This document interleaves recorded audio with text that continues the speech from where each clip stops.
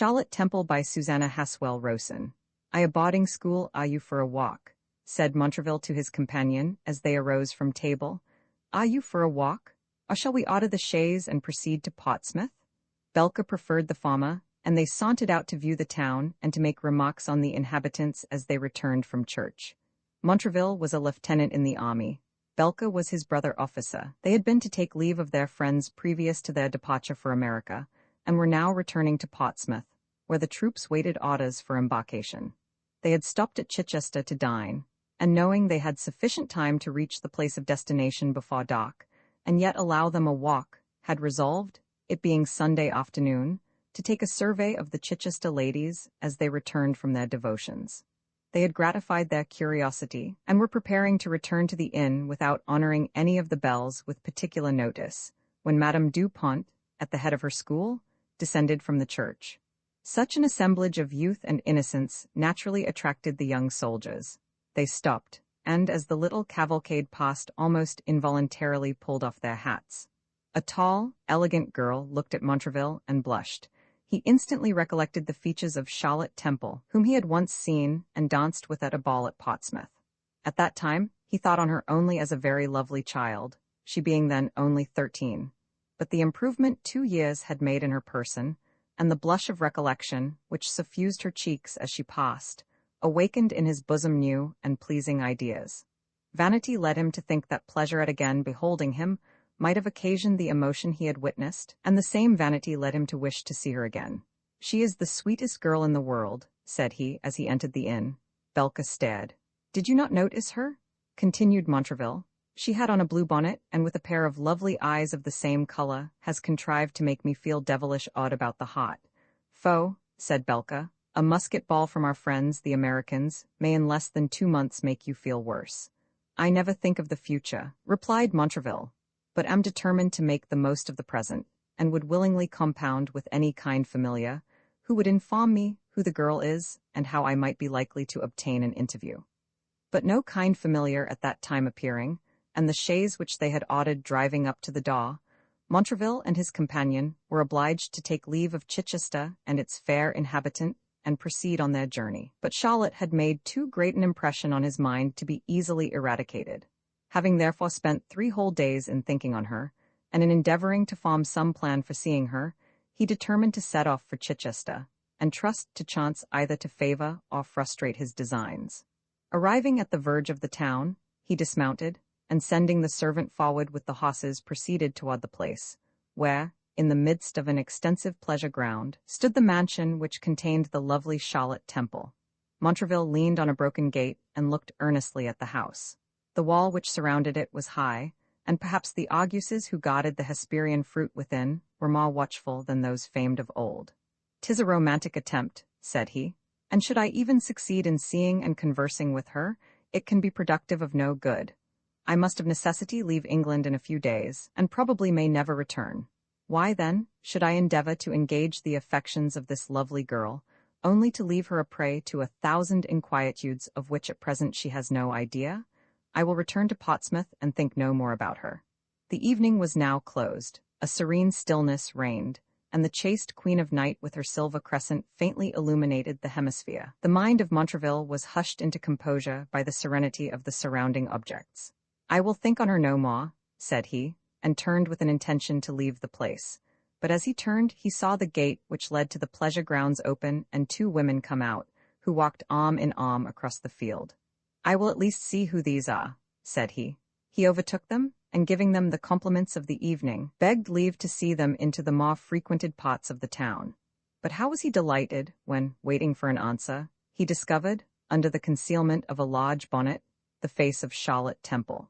He soon found means to ingratiate himself with her companion, who was a French teacher at the school, and at parting, slipped a letter he had purposely written into Charlotte's hand, and 5 guineas into that of Mademoiselle, who promised she would endeavor to bring her young charge into the field again the next evening. When we have excited curiosity, it is but an act of good nature to gratify it. Montraville was the youngest son of a gentleman of fortune, whose family being numerous, he was obliged to bring up his sons 6 to genteel professions, by the exercise of which they might hope to raise themselves into notice. "My daughters," said he, have been educated like gentlewomen, and should I die before they are settled, they must have some provision made to place them above the snares and temptations which vice ever holds out to the elegant, accomplished female, when oppressed by the frowns of poverty and the sting of dependence.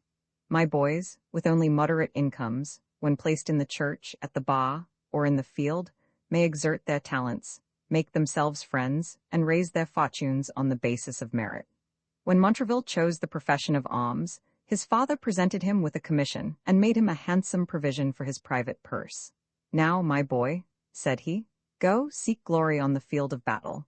You have received from me all I shall ever have it in my power to bestow. It is certain I have interest to gain your promotion, but be assured that interest shall never be exerted unless by your future conduct you deserve it. Remember, therefore, your success in life depends entirely on yourself. There is one thing I think it my duty to caution you against: the precipitancy with which young men frequently rush into matrimonial engagements, and by their thoughtlessness draw many a deserving woman into scenes of poverty and distress. A soldier has no business to think of a wife till his rank is such as to place him above the fear of bringing into the world a train of helpless innocents, heirs only to penury and affliction. If, indeed, a woman, whose fortune is sufficient to preserve you in that state of independence I would teach you to prize, should generously bestow herself on a young soldier, whose chief hope of future prosperity depended on his success in the field, if such a woman should offer, every barrier is removed, and I should rejoice in a union which would promise so much felicity. But mark me, boy, if, on the contrary, you rush into a precipitate union with a girl of little or no fortune, take the poor creature from a comfortable home and kind friends, and plunge her into all the evils a narrow income and increasing family can inflict, I will leave you to enjoy the blessed fruits of your rashness, for by all that is sacred, neither my interest or fortune shall ever be exerted in your favor. I am serious, continued he, therefore imprint this conversation on your memory, and let it influence your future conduct. Your happiness will always be dear to me, and I wish to warn you of a rock on which the peace of many an honest fellow has been wrecked. For believe me, the difficulties and dangers of the longest winter campaign are much easier to be borne than the pangs that would seize your heart when you beheld the woman of your choice, the children of your affection, involved in penury and distress, and reflected that it was your own folly and precipitancy that had been the prime cause of their suffering. As this conversation passed, but a few hours before Montraville took leave of his father, it was deeply impressed on his mind. When, therefore, Belka came with him to the place of assignation with Charlotte, he directed him to inquire of the Frenchwoman what were Miss Temple's expectations in regard to fortune. Mademoiselle informed him that though Charlotte's father possessed a genteel independence, it was by no means probable that he could give his daughter more than £1,000, and in case she did not marry to his liking, it was possible he might not give her a single sou. Nor did it appear the least likely that Mr. Temple would agree to her union with a young man on the point of embarking for the feat of war. Montraville therefore concluded it was impossible he should ever marry Charlotte Temple, and what end he proposed to himself by continuing the acquaintance he had commenced with her, he did not at that moment give himself time to inquire. Roman 11 conflict of love and duty. Almost a week was now gone, and Charlotte continued every evening to meet Montraville, and in her heart every meeting was resolved to be the last. But alas, when Montraville, at parting, would earnestly entreat one more interview, that treacherous heart betrayed her, and forgetful of its resolution, pleaded the cause of the enemy so powerfully, that Charlotte was unable to resist. Another and another meeting succeeded, and so well did Montraville improve each opportunity, that the heedless girl at length confessed no idea could be so painful to her as that of never seeing him again. Then we will never be parted, said he. Ah, Montraville, replied Charlotte, forcing a smile, how can it be avoided? My parents would never consent to our union, and even could they be brought to approve of it, how should I bear to be separated from my kind, my beloved mother? Then you love your parents more than you do me, Charlotte. I hope I do, said she, blushing and looking down. I hope my affection for them will ever keep me from infringing the laws of filial duty. Well, Charlotte, said Montraville gravely, and letting go her hand, since that is the case, I find I have deceived myself with fallacious hopes.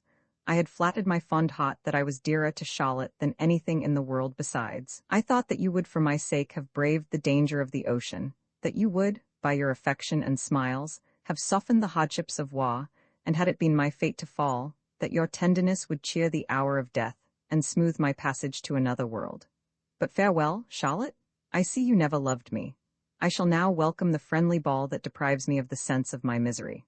Oh, stay, unkind Montraville, cried she, catching hold of his arm, as he pretended to leave her. Stay, and to calm your fears, I will here protest, that were it not for the fear of giving pain to the best of parents, and returning their kindness with ingratitude, I would follow you through every danger, and in studying to promote your happiness, ensure my own.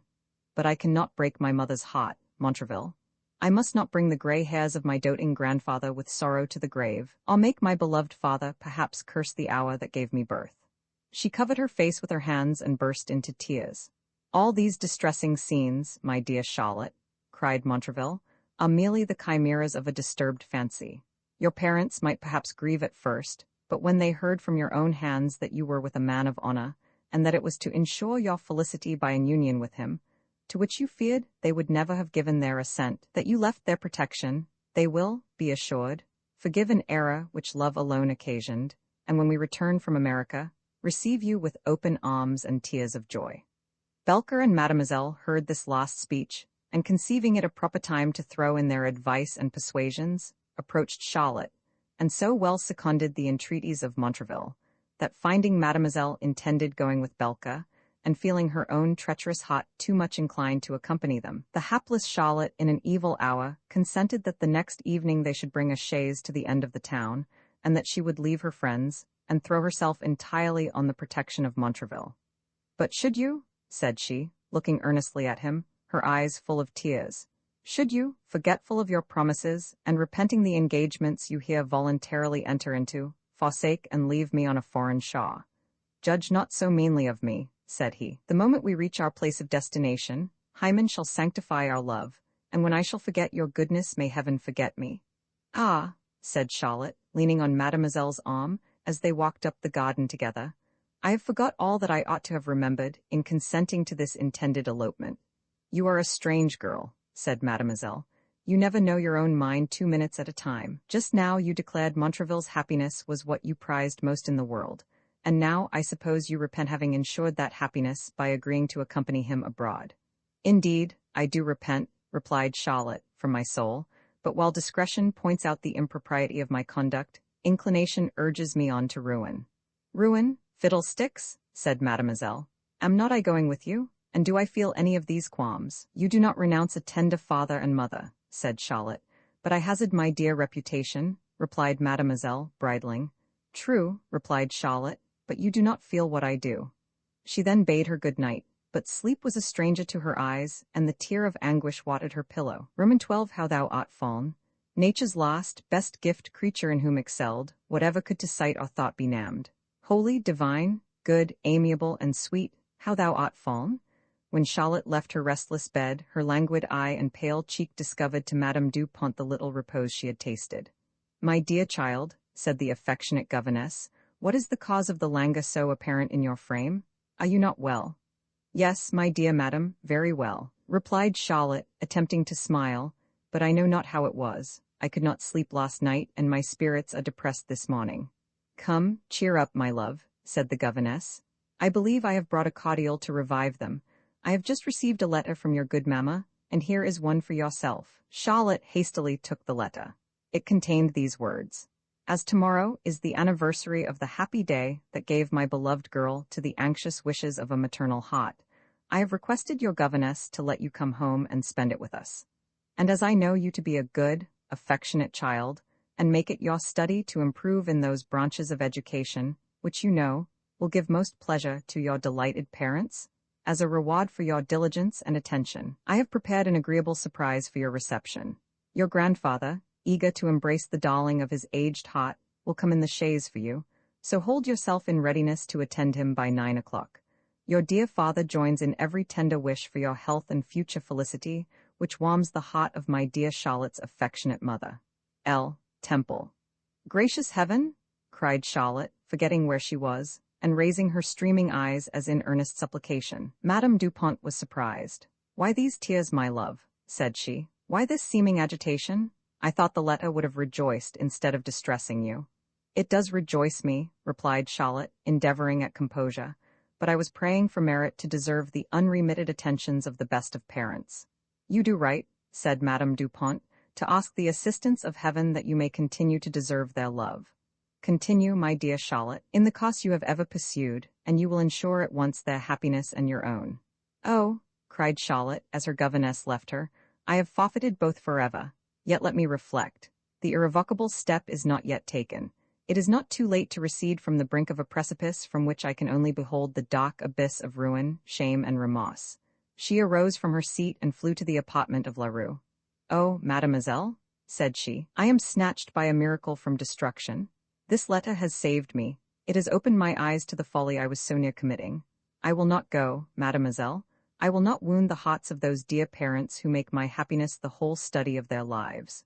Well, said mademoiselle, do as you please, miss, but pray understand that my resolution is taken, and it is not in your power to alter it.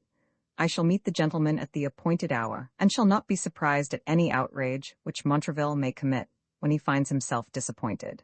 Indeed, I should not be astonished were he to come immediately here and reproach you for your instability in the hearing of the whole school. And what will be the consequence? You will bear the odium of having formed the resolution of eloping, and every girl of spirit will laugh at your want of fortitude to put it in execution, while prudes and fools will load you with reproach and contempt. You will have lost the confidence of your parents, incurred their anger and the scoffs of the world. And what fruit do you expect to reap from this piece of heroism? For such, no doubt, you think it is? You will have the pleasure to reflect that you have deceived the man who adores you, and whom, in your heart, you prefer to all other men, and that you are separated from him forever. This eloquent harangue was given with such volubility that Charlotte could not find an opportunity to interrupt her, or to offer a single word till the whole was finished, and then found her ideas so confused that she knew not what to say. At length, she determined that she would go with mademoiselle to the place of assignation, convince Montraville of the necessity of adhering to the resolution of remaining behind, assure him of her affection, and bid him adieu. Charlotte formed this plan in her mind, and exulted in the certainty of its success. How shall I rejoice, said she, in this triumph of reason over inclination, and when in the arms of my affectionate parents, lift up my soul in gratitude to heaven as I look back on the dangers I have escaped. The hour of assignation arrived.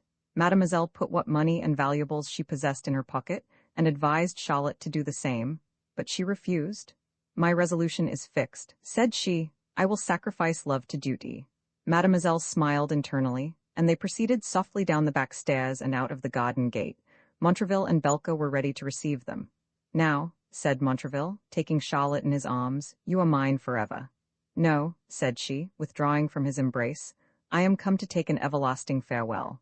It would be useless to repeat the conversation that here ensued. Suffice it to say that Montraville used every argument that had formerly been successful. Charlotte's resolution began to waver, and he drew her almost imperceptibly toward the chaise. I cannot go, said she. Cease, dear Montraville, to persuade. I must not. Religion, duty forbid. Cruel Charlotte, said he, if you disappoint my ardent hopes by all that is sacred, this hand shall put a period to my existence. I will not live without you. Alas, my torn heart, said Charlotte, how shall I act? Let me direct you, said Montraville, lifting her into the chaise. Oh, my dear forsaken parents, cried Charlotte. The chaise drove off.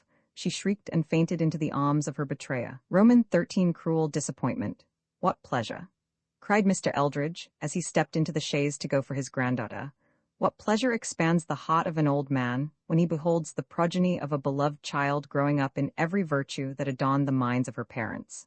I foolishly thought, some few years since, that every sense of joy was buried in the graves of my dear partner and my son, but my Lucy, by her filial affection, soothed my soul to peace, and this dear Charlotte has twined herself round my heart, and opened such new scenes of delight to my view, that I almost forget I have ever been unhappy. When the chaise stopped he alighted with the alacrity of youth. So much do the emotions of the soul influence the body. It was 8:30. The ladies were assembled in the schoolroom, and Madame Dupont was preparing to offer the morning sacrifice of prayer and praise, when it was discovered that Mademoiselle and Charlotte were missing. She is busy, no doubt, said the governess, in preparing Charlotte for her little excursion, but pleasure should never make us forget our duty to our Creator. Go, one of you, and bid them both attend prayers. The lady who went to summon them soon returned and informed the governess that the room was locked and that she had knocked repeatedly, but obtained no answer. "Good heaven!" cried Madame Dupont. "This is very strange." And turning pale with terror, she went hastily to the door and ordered it to be forced open. The apartment instantly discovered the fact that no person had been in it the preceding night, the beds appearing as though just made. The house was instantly a scene of confusion. The garden, the pleasure grounds, were searched to no purpose. Every apartment rang with the names of Miss Temple and Mademoiselle, but they were too distant to hear, and every face wore the marks of disappointment. Mr. Eldridge was sitting in the parlor, eagerly expecting his granddaughter to descend, ready equipped for her journey. He heard the confusion that reigned in the house. He heard the name of Charlotte frequently repeated. "What can be the matter?" said he, rising and opening the door. "I fear some accident has befallen my dear girl." The governess entered. The visible agitation of her countenance discovered that something extraordinary had happened. "Where is Charlotte?" said he. "Why does not my child come to welcome her doting parent?" "Be composed, my dear sir," said Madame Dupont. "Do not frighten yourself unnecessarily. She is not in the house at present, but as Mademoiselle is undoubtedly with her, she will speedily return in safety, and I hope they will both be able to account for this unseasonable absence in such a manner as shall remove our present uneasiness." "Madam," cried the old man, with an angry look, "has my child been accustomed to go out without leave, with no other company or protector than that French woman? Pardon me, madam, I mean no reflections on your country, but I never did like Mademoiselle Leroux. I think she was a very improper person to be entrusted with the care of such a girl as Charlotte Temple, or to be suffered to take her from under your immediate protection." "You wrong me, Mr. Eldridge," replied she, "if you suppose I have ever permitted your granddaughter to go out, unless with the other ladies. I would to heaven I could form any probable conjecture concerning her absence this morning, but it is a mystery which her return can alone unravel." Servants were now dispatched to every place where there was the least hope of hearing any tidings of the fugitives, but in vain. Dreadful were the hours of horrid suspense which Mr. Eldridge passed till 12 o'clock, when that suspense was reduced to a shocking certainty, and every spark of hope, which till then they had indulged, was in a moment extinguished. Mr. Eldridge was preparing, with a heavy heart, to return to his anxiously expecting children, when Madame Dupont received the following note without either name or date. "Miss Temple is well, and wishes to relieve the anxiety of her parents by letting them know she has voluntarily put herself under the protection of a man whose future study shall be to make her happy. Pursuit is needless. The measures taken to avoid discovery are too effectual to be eluded. When she thinks her friends are reconciled to this precipitate step, they may, perhaps, be informed of her place of residence. Mademoiselle is with her." As Madame Dupont read these cruel lines, she turned pale as ashes, her limbs trembled, and she was forced to call for a glass of water. She loved Charlotte truly, and when she reflected on the innocence and gentleness of her disposition, she concluded that it must have been the advice and machinations of Leroux which led her to this imprudent action. She recollected her agitation at the receipt of her mother's letter, and saw in it the conflict of her mind. "Does that letter relate to Charlotte?" said Mr. Eldridge, having waited some time in expectation of Madame Dupont's speaking. "It does," said she. "Charlotte is well, but cannot return today." "Not return, madam? Where is she? Who will detain her from her fond, expecting parents? You distract me with these questions, Mr. Eldridge. Indeed, I know not where she is, or who has seduced her from her duty." The whole truth now rushed at once upon Mr. Eldridge's mind. "She has eloped, then," said he. "My child is betrayed, the darling, the comfort of my aged heart is lost. Oh, would to heaven I had died but yesterday." A violent gush of grief in some measure relieved him, and after several vain attempts, he at length assumed sufficient composure to read the note. "And how shall I return to my children?" said he. "How approach that mansion so late the habitation of peace? Alas, my dear Lucy, how will you support these heartrending tidings? Or how shall I be enabled to console you, who need so much consolation myself?" The old man returned to the chaise, but the light step and cheerful countenance were no more. Sorrow filled his heart and guided his emotions. He seated himself in the chaise, his venerable head reclined upon his bosom, his hands were folded, his eye fixed on vacancy, and the large drops of sorrow rolled silently down his cheeks. There was a mixture of anguish and resignation depicted in his countenance, as if he would say, "Henceforth, who shall dare to boast his happiness, or even in idea contemplate his treasure? lest in the very moment his heart is exulting in its own felicity, the object which constitutes that felicity should be torn from him. Roman 14 maternal sorrow slow and heavy passed the time, while the carriage was conveying Mr. Eldridge home. And yet, when he came in sight of the house, he wished a longer reprieve from the dreadful task of informing Mr. and Mrs. Temple of their daughter's elopement. It is easy to judge the anxiety of these affectionate parents when they found the return of their father delayed so much beyond the expected time. They were now met in the dining parlor, and several of the young people who had been invited were already arrived. Each different part of the company was employed in the same manner, looking out at the windows which faced the road. At length the long-expected chaise appeared. Mrs. Temple ran out to receive and welcome her darling. Her young companions flocked around the door, each one eager to give her joy on the return of her birthday. The door of the chaise was opened. Charlotte was not there. "Where is my child?" cried Mrs. Temple, in breathless agitation.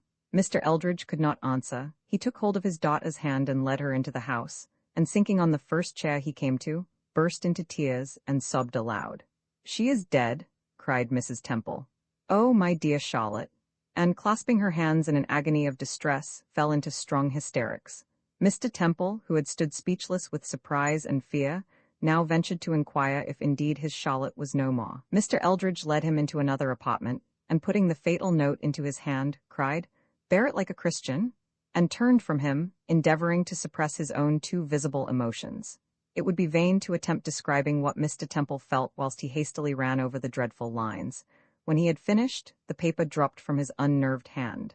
"Gracious heaven," said he, "could Charlotte act thus?" Neither tear nor sigh escaped him, and he sat the image of mute sorrow, till roused from his stupor by the repeated shrieks of Mrs. Temple. He rose hastily, and rushing into the apartment where she was, folded his arms about her, and saying, "Let us be patient, my dear Lucy," nature relieved his almost bursting heart by a friendly gush of tears. Should anyone, presuming on his own philosophic temper, look with an eye of contempt on the man who could indulge a woman's weakness, let him remember that man was a father, and he will then pity the misery which wrung those drops from a noble, generous heart. Mrs. Temple, beginning to be a little more composed, but still imagining her child was dead, her husband, gently taking her hand, cried, "You are mistaken, my love. Charlotte is not dead." "Then she is very ill, else why did she not come? But I will go to her. The chaise is still at the door. Let me go instantly to the dear girl. If I was ill, she would fly to attend me, to alleviate my sufferings, and cheer me with her love." "Be calm, my dearest Lucy, and I will tell you all," said Mr. Temple. "You must not go, indeed you must not, it will be of no use." "Temple," said she, assuming a look of firmness and composure, "tell me the truth, I beseech you. I cannot bear this dreadful suspense. What misfortune has befallen my child?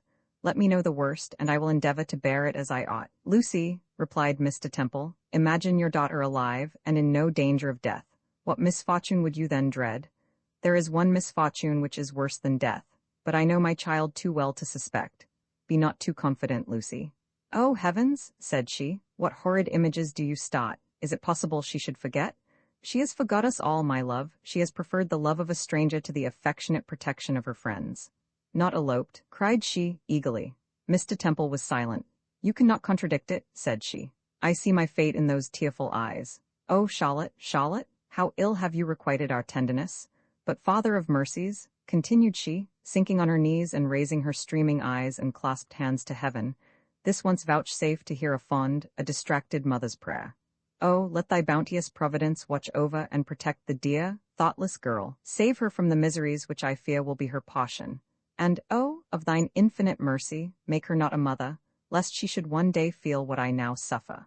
The last words faltered on her tongue, and she fell fainting into the arms of her husband, who had involuntarily dropped on his knees beside her. A mother's anguish, when disappointed in her tenderest hopes, none but a mother can conceive. Yet, my dear young readers, I would have you read this scene with attention, and reflect that you may yourselves one day be mothers. Oh, my friends, as you value your eternal happiness, wound not, by thoughtless ingratitude, the peace of the mother who bore you. Remember the tenderness, the care, the unremitting anxiety with which she has attended to all your wants and wishes from earliest infancy to the present day. Behold the mild ray of affectionate applause that beams from her eye on the performance of your duty. Listen to her reproofs with silent attention. They proceed from a heart anxious for your future felicity. You must love her. Nature, all-powerful nature, has planted the seeds of filial affection in your bosoms. Then once more read over the sorrows of poor Mrs. Temple. And remember, the mother whom you so dearly love and venerate will feel the same, when you, forgetful of the respect due to your Maker and yourself, forsake the paths of virtue, for those of vice and folly. Roman 15 Embarkation. It was with the utmost difficulty that the united efforts of Mademoiselle and Montraville could support Charlotte's spirits during their short ride from Chichester 7 to Portsmouth, where a boat waited to take them immediately on board the ship in which they were to embark for America. As soon as she became tolerably composed, she entreated pen and ink to write to her parents. This she did in the most affecting, artless manner, entreating their pardon and blessing, and describing the dreadful situation of her mind, the conflict she suffered in endeavoring to conquer this unfortunate attachment, and concluded with saying her only hope of future comfort consisted in the, perhaps delusive, idea she indulged, of being once more folded in their protecting arms, and hearing the words of peace and pardon from their lips. The tears streamed incessantly while she was writing, and she was frequently obliged to lay down her pen. But when the task was completed, and she had committed the letter to the care of Montraville, to be sent to the post office, she became more calm, and indulging the delightful hope of soon receiving an answer that would seal her pardon, she in some measure assumed her usual cheerfulness. But Montraville knew too well the consequences that must unavoidably ensue should this letter reach Mr. Temple. He therefore wisely resolved to walk on the deck, tear it in pieces, and commit the fragments to the care of Neptune, who might or might not, as it suited his convenience, convey them on shore. All Charlotte's hopes and wishes were now concented in one, namely, that the fleet might be detained at Spithead till she could receive a letter from her friends. But in this she was disappointed, for the second morning after she went on board the signal was made, the fleet weighed anchor, and in a few hours, the wind being favorable, they bade adieu to the white cliffs of Albion. In the meantime every inquiry that could be thought of was made by Mr. and Mrs. Temple. For many days did they indulge the fond hope that she was merely gone off to be married, and that when the indissoluble knot was once tied, she would return with the partner she had chosen and entreat their blessing and forgiveness. "And shall we not forgive her?" said Mr. Temple. "Forgive her?" exclaimed the mother. "Oh, yes, whatever be her errors, is she not our child? And though bowed to the earth even with shame and remorse, is it not our duty to raise the poor penitent and whisper peace and comfort to her desponding soul? Would she but return, with rapture would I fold her to my heart and bury every remembrance of her faults in the dear embrace." But still, day after day passed on and Charlotte did not appear, nor were any tidings to be heard of her. Yet each rising morning was welcomed by some new hope. The evening brought with it disappointment. At length, hope was no more, despair usurped her place, and the mansion which was once the mansion of peace became the habitation of pale, dejected melancholy. The cheerful smile that was wont to adorn the face of Mrs. Temple was fled, and had it not been for the support of unaffected piety, and a consciousness of having ever set before her child the fairest example, she must have sunk under this heavy affliction.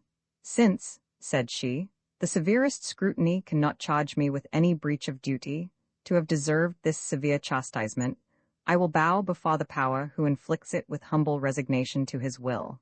Nor shall the duty of a wife be totally absorbed in the feelings of the mother. I will endeavor to appear more cheerful, and by appearing in some measure to have conquered my own sorrow, alleviate the sufferings of my husband, and rouse him from that torpor into which this misfortune has plunged him. My father, too, demands my care and attention. I must not, by a selfish indulgence of my own grief, forget the interest those two dear objects take in my happiness or misery. I will wear a smile on my face, though the thorn rankles in my heart, and if by so doing, I in the smallest degree contribute to restore their peace of mind, I shall be amply rewarded for the pain the concealment of my own feelings may occasion." Thus argued this excellent woman, and in the execution of so laudable a resolution, we shall leave her to follow the fortunes of the hapless victim of imprudence and evil counselors. Roman 16 Necessary digression. On board of the ship on which Charlotte and Mademoiselle were embarked was an officer of large, unencumbered fortune and elevated rank, and whom I shall call Creighton. He was one of those men who, having travelled in their youth, pretend to have contracted a peculiar fondness for everything foreign, and to hold in contempt the productions of their own country. And this affected partiality extended even to the women. With him, therefore, the blushing modesty and unaffected simplicity of Charlotte passed unnoticed, but the forward pertness of Leroux, the freedom of her conversation, the elegance of her person, mixed with a certain engaging je ne sais quoi, perfectly enchanted him. The reader, no doubt, has already developed the character of Leroux. Designing, artful and selfish, she had accepted the devoirs of Belka because she was hotly weary of the retired life she led at the school, wished to be released from what she deemed a slavery, and to return to that vortex of folly and dissipation which had once plunged her into the deepest misery. But her plan, she flattered herself, was now better formed. She resolved to put herself under the protection of no man till she had first secured a settlement. But the clandestine manner in which she left Madame du Pont's prevented her putting this plan in execution, though Belka solemnly protested he would make her a handsome settlement the moment they arrived at Portsmouth.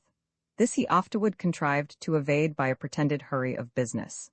Leroux, readily conceiving he never meant to fulfill his promise, determined to change her battery and attack the heart of Colonel Creighton. She soon discovered the partiality he entertained for her nation, and having imposed on him a feigned tale of distress, representing Belka as a villain who had seduced her from her friends under promise of marriage, and afterward betrayed her, pretending great remorse for the errors she had committed, and declaring whatever her affection might have been, it was now entirely extinguished, and she wished for nothing more than an opportunity to leave a course of life which her soul abhorred. But she had no friends to apply to. They had all renounced her, and guilt and misery would undoubtedly be her future portion through life. Creighton was possessed of many amiable qualities, though the peculiar trait in his character, which we have already mentioned, in a great measure threw a shade over them. He was beloved for his humanity and benevolence by all who knew him, but he was easy and unsuspicious himself, and became a dupe to the artifice of others. He was, when very young, united to an amiable Parisian lady, and perhaps it was his affection for her that laid the foundation for the partiality he ever retained for the whole nation. He had by her one daughter, who entered into the world but a few hours before her mother left it.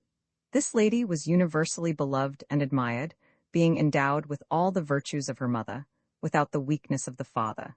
She was married to Major Beauchamp, and was at this time in the same fleet with her father, attending her husband to New York. Creighton was melted by the affected contrition and distress of Leroux. He would converse with her for hours, read to her, play cards with her, listen to all her complaints, and promise to protect her to the utmost of his power. Leroux easily saw his character. Her sole aim was to awaken a passion in his bosom that might turn out to her advantage, and in this aim she was but too successful, for before the voyage was finished, the infatuated colonel gave her from under his hand a promise of marriage on their arrival at New York, under forfeiture of £5,000. And how did our poor Charlotte pass her time during a tedious and tempestuous passage? Naturally delicate, the fatigue and sickness which she endured rendered her so weak as to be almost entirely confined to her bed. Yet the kindness and attention of Montraville, in some measure, contributed to alleviate her sufferings, and the hope of hearing from her friends soon after their arrival kept up her spirits and cheered many a gloomy hour. But during the voyage a great revolution took place, not only in the fortune of Leroux, but in the bosom of Belka. Whilst in the pursuit of his amour with Mademoiselle, he had attended little to the interesting, inobtrusive charms of Charlotte. But when, cloyed by possession, and disgusted with the art and dissimulation of one, he beheld the simplicity and gentleness of the other, the contrast became too striking not to fill him at once with surprise and admiration. He frequently conversed with Charlotte. He found her sensible, well-informed, but diffident and unassuming. The languor which the fatigue of her body and perturbation of her mind spread over her delicate features served only, in his opinion, to render her more lovely. He knew that Montraville did not design to marry her, and he formed a resolution to endeavor to gain her himself, whenever Montraville should leave her. Let not the reader imagine Belka's designs were honorable. Alas! When once a woman has forgot the respect due to herself by yielding to the solicitations of illicit love, she loses all her consequence, even in the eyes of the man whose art has betrayed them, and for whose sake they have sacrificed every valuable consideration. The heedless fair, who stoops to guilty joys, a man may pity, but he must despise. Nay, every libertine will think he has a right to insult her with his licentious passions, and should the unhappy creature shrink from the insolent overture, he will sneeringly taunt her with pretense of modesty. Roman 17. A wedding. On the day before their arrival at New York after dinner, Creighton arose from his seat, and placing himself by Mademoiselle, thus addressed the company. As we are now nearly arrived at our destined pot, I think it but my duty to inform you, my friends, that this lady, taking her hand, has placed herself under my protection. I have seen and severely felt the anguish of her heart, and through every shade which cruelty or malice may throw over her, can discover the most amiable qualities. I thought it but necessary to mention my esteem for her before our disembarkation, as it is my fixed resolution, the morning after we land, to give her an undoubted title to my favor and protection by honorably uniting my fate to hers. I would wish every gentleman hence, therefore, to remember that her honor henceforth is mine, and, continued he, looking at Belka, should any man presume to speak in the least disrespectfully of her, I shall not hesitate to pronounce him a scoundrel. Belka cast at him a smile of contempt, and bowing profoundly low, wished Mademoiselle much joy in the proposed union, and assuring the colonel that he need not be in the least apprehensive of anyone throwing the least odium on the character of his lady, shook him by the hand with ridiculous gravity, and left the cabin. The truth was, he was glad to be rid of LaRue, and so he was but freed from her. He cared not who fell a victim to her infamous arts. The inexperienced Charlotte was astonished at what she heard. She thought LaRue had, like herself, only been urged by the force of her attachment to Belka, to quit her friends, and follow him to the seat of war. How wonderful, then, that she should resolve to marry another man. It was certainly extremely wrong. It was indelicate. She mentioned her thoughts to Montraville. He laughed at her simplicity, called her a little idiot, and patting her on the cheek, said she knew nothing of the world. If the world sanctifies such things, 'tis a very bad world, I think, said Charlotte. Why, I always understood they were to have been married when they arrived at New York. I am sure Mademoiselle told me Belka promised to marry her. Well, and suppose he did? Why, he should be obliged to keep his word, I think. Well, but I suppose he has changed his mind, said Montraville, and then, you know, the case is altered. Charlotte looked at him attentively for a moment. A full sense of her own situation rushed upon her mind. She burst into tears, and remained silent. Montraville too well understood the cause of her tears. He kissed her cheek, and bidding her not make herself uneasy, unable to bear the silent but keen remonstrance, hastily left her. The next morning by sunrise, they found themselves at anchor before the city of New York. A boat was ordered to convey the ladies on shore. Creighton accompanied them, and they were shown to a house of public entertainment. Scarcely were they seated, when the door opened, and the colonel found himself in the arms of his daughter, who had landed a few minutes before him. The first transport of meeting subsided, Creighton introduced his daughter to Mademoiselle LaRue as an old friend of her mother's, for the artful Frenchwoman had really made it appear to the credulous colonel that she was in the same convent with his first wife, and though much younger, had received many tokens of her esteem and regard. If, Mademoiselle, said Mrs. Beauchamp, you were the friend of my mother, you must be worthy the esteem of all good hearts. Mademoiselle will soon honor our family, said Creighton, by supplying the place that valuable woman filled, and as you are married, my dear, I think you will not blame. Hush, my dear sir, replied Mrs. Beauchamp. I know my duty too well to scrutinize your conduct. Be assured, my dear father, your happiness is mine. I shall rejoice in it and sincerely love the person who contributes to it. But tell me, continued she, turning to Charlotte, who is this lovely girl? Is she your sister, Mademoiselle? A blush, deep as the glow of the carnation, suffused the cheeks of Charlotte. It is a young lady, replied the colonel, who came in the same vessel with us from England. He then drew his daughter aside and told her in a whisper that Charlotte was the mistress of Montraville. What a pity, said Mrs. Beauchamp softly, casting a most compassionate glance at her. But surely her mind is not depraved. The goodness of her heart is depicted in her ingenuous countenance. Charlotte caught the word pity. And am I already fallen so low? Said she. A sigh escaped her, and a tear was ready to start, but Montraville appeared, and she checked the rising emotion. Mademoiselle went with the colonel and his daughter to another apartment. Charlotte remained with Montraville and Belka. The next morning the colonel performed his promise, and LaRue became in due form Mrs. Creighton, exulted in her good fortune, and dared to look with an eye of contempt on the unfortunate but far less guilty Charlotte. Roman 18 Reflections, and am I indeed fallen so low, said Charlotte, as to be only pitied? Will the voice of approbation no more meet my ear? And shall I never again possess a friend whose face will wear a smile of joy whenever I approach? Alas, how thoughtless, how dreadfully imprudent have I been! I know not which is most painful to endure, the sneer of contempt, or the glance of compassion which is depicted in the various countenances of my own sex. They are both equally humiliating. Ah, my dear parents, could you now see the child of your affections, the daughter whom you so dearly loved, a poor, solitary being, without society, here wearing out her heavy hours in deep regret and anguish of heart, no kind friend of her own sex to whom she can unbosom her griefs, no beloved mother, no woman of character to appear in my company, and lo, as your Charlotte is fallen, she cannot associate with infamy. These were the painful reflections which occupied the mind of Charlotte. Montraville had placed her in a small house a few miles from New York. He gave her one female attendant, and supplied her with what money she wanted. But business and pleasure so entirely occupied his time that he had little to devote to the woman whom he had brought from all her connections, and robbed of innocence. Sometimes, indeed, he would steal out at the close of evening and pass a few hours with her. And then, so much was she attached to him, that all her sorrows were forgotten while blessed with his society.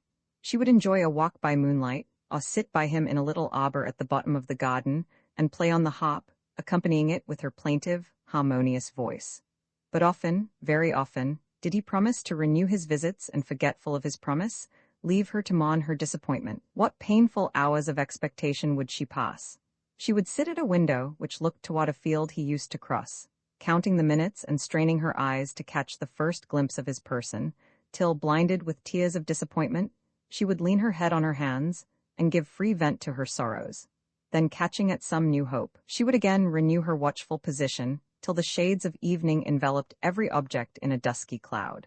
She would then renew her complaints, and, with a heart bursting with disappointed love and wounded sensibility, retire to a bed which Ramas had strewed with thorns, and caught in vain that comforter of weary nature, who seldom visits the unhappy, to come and steep her senses in oblivion.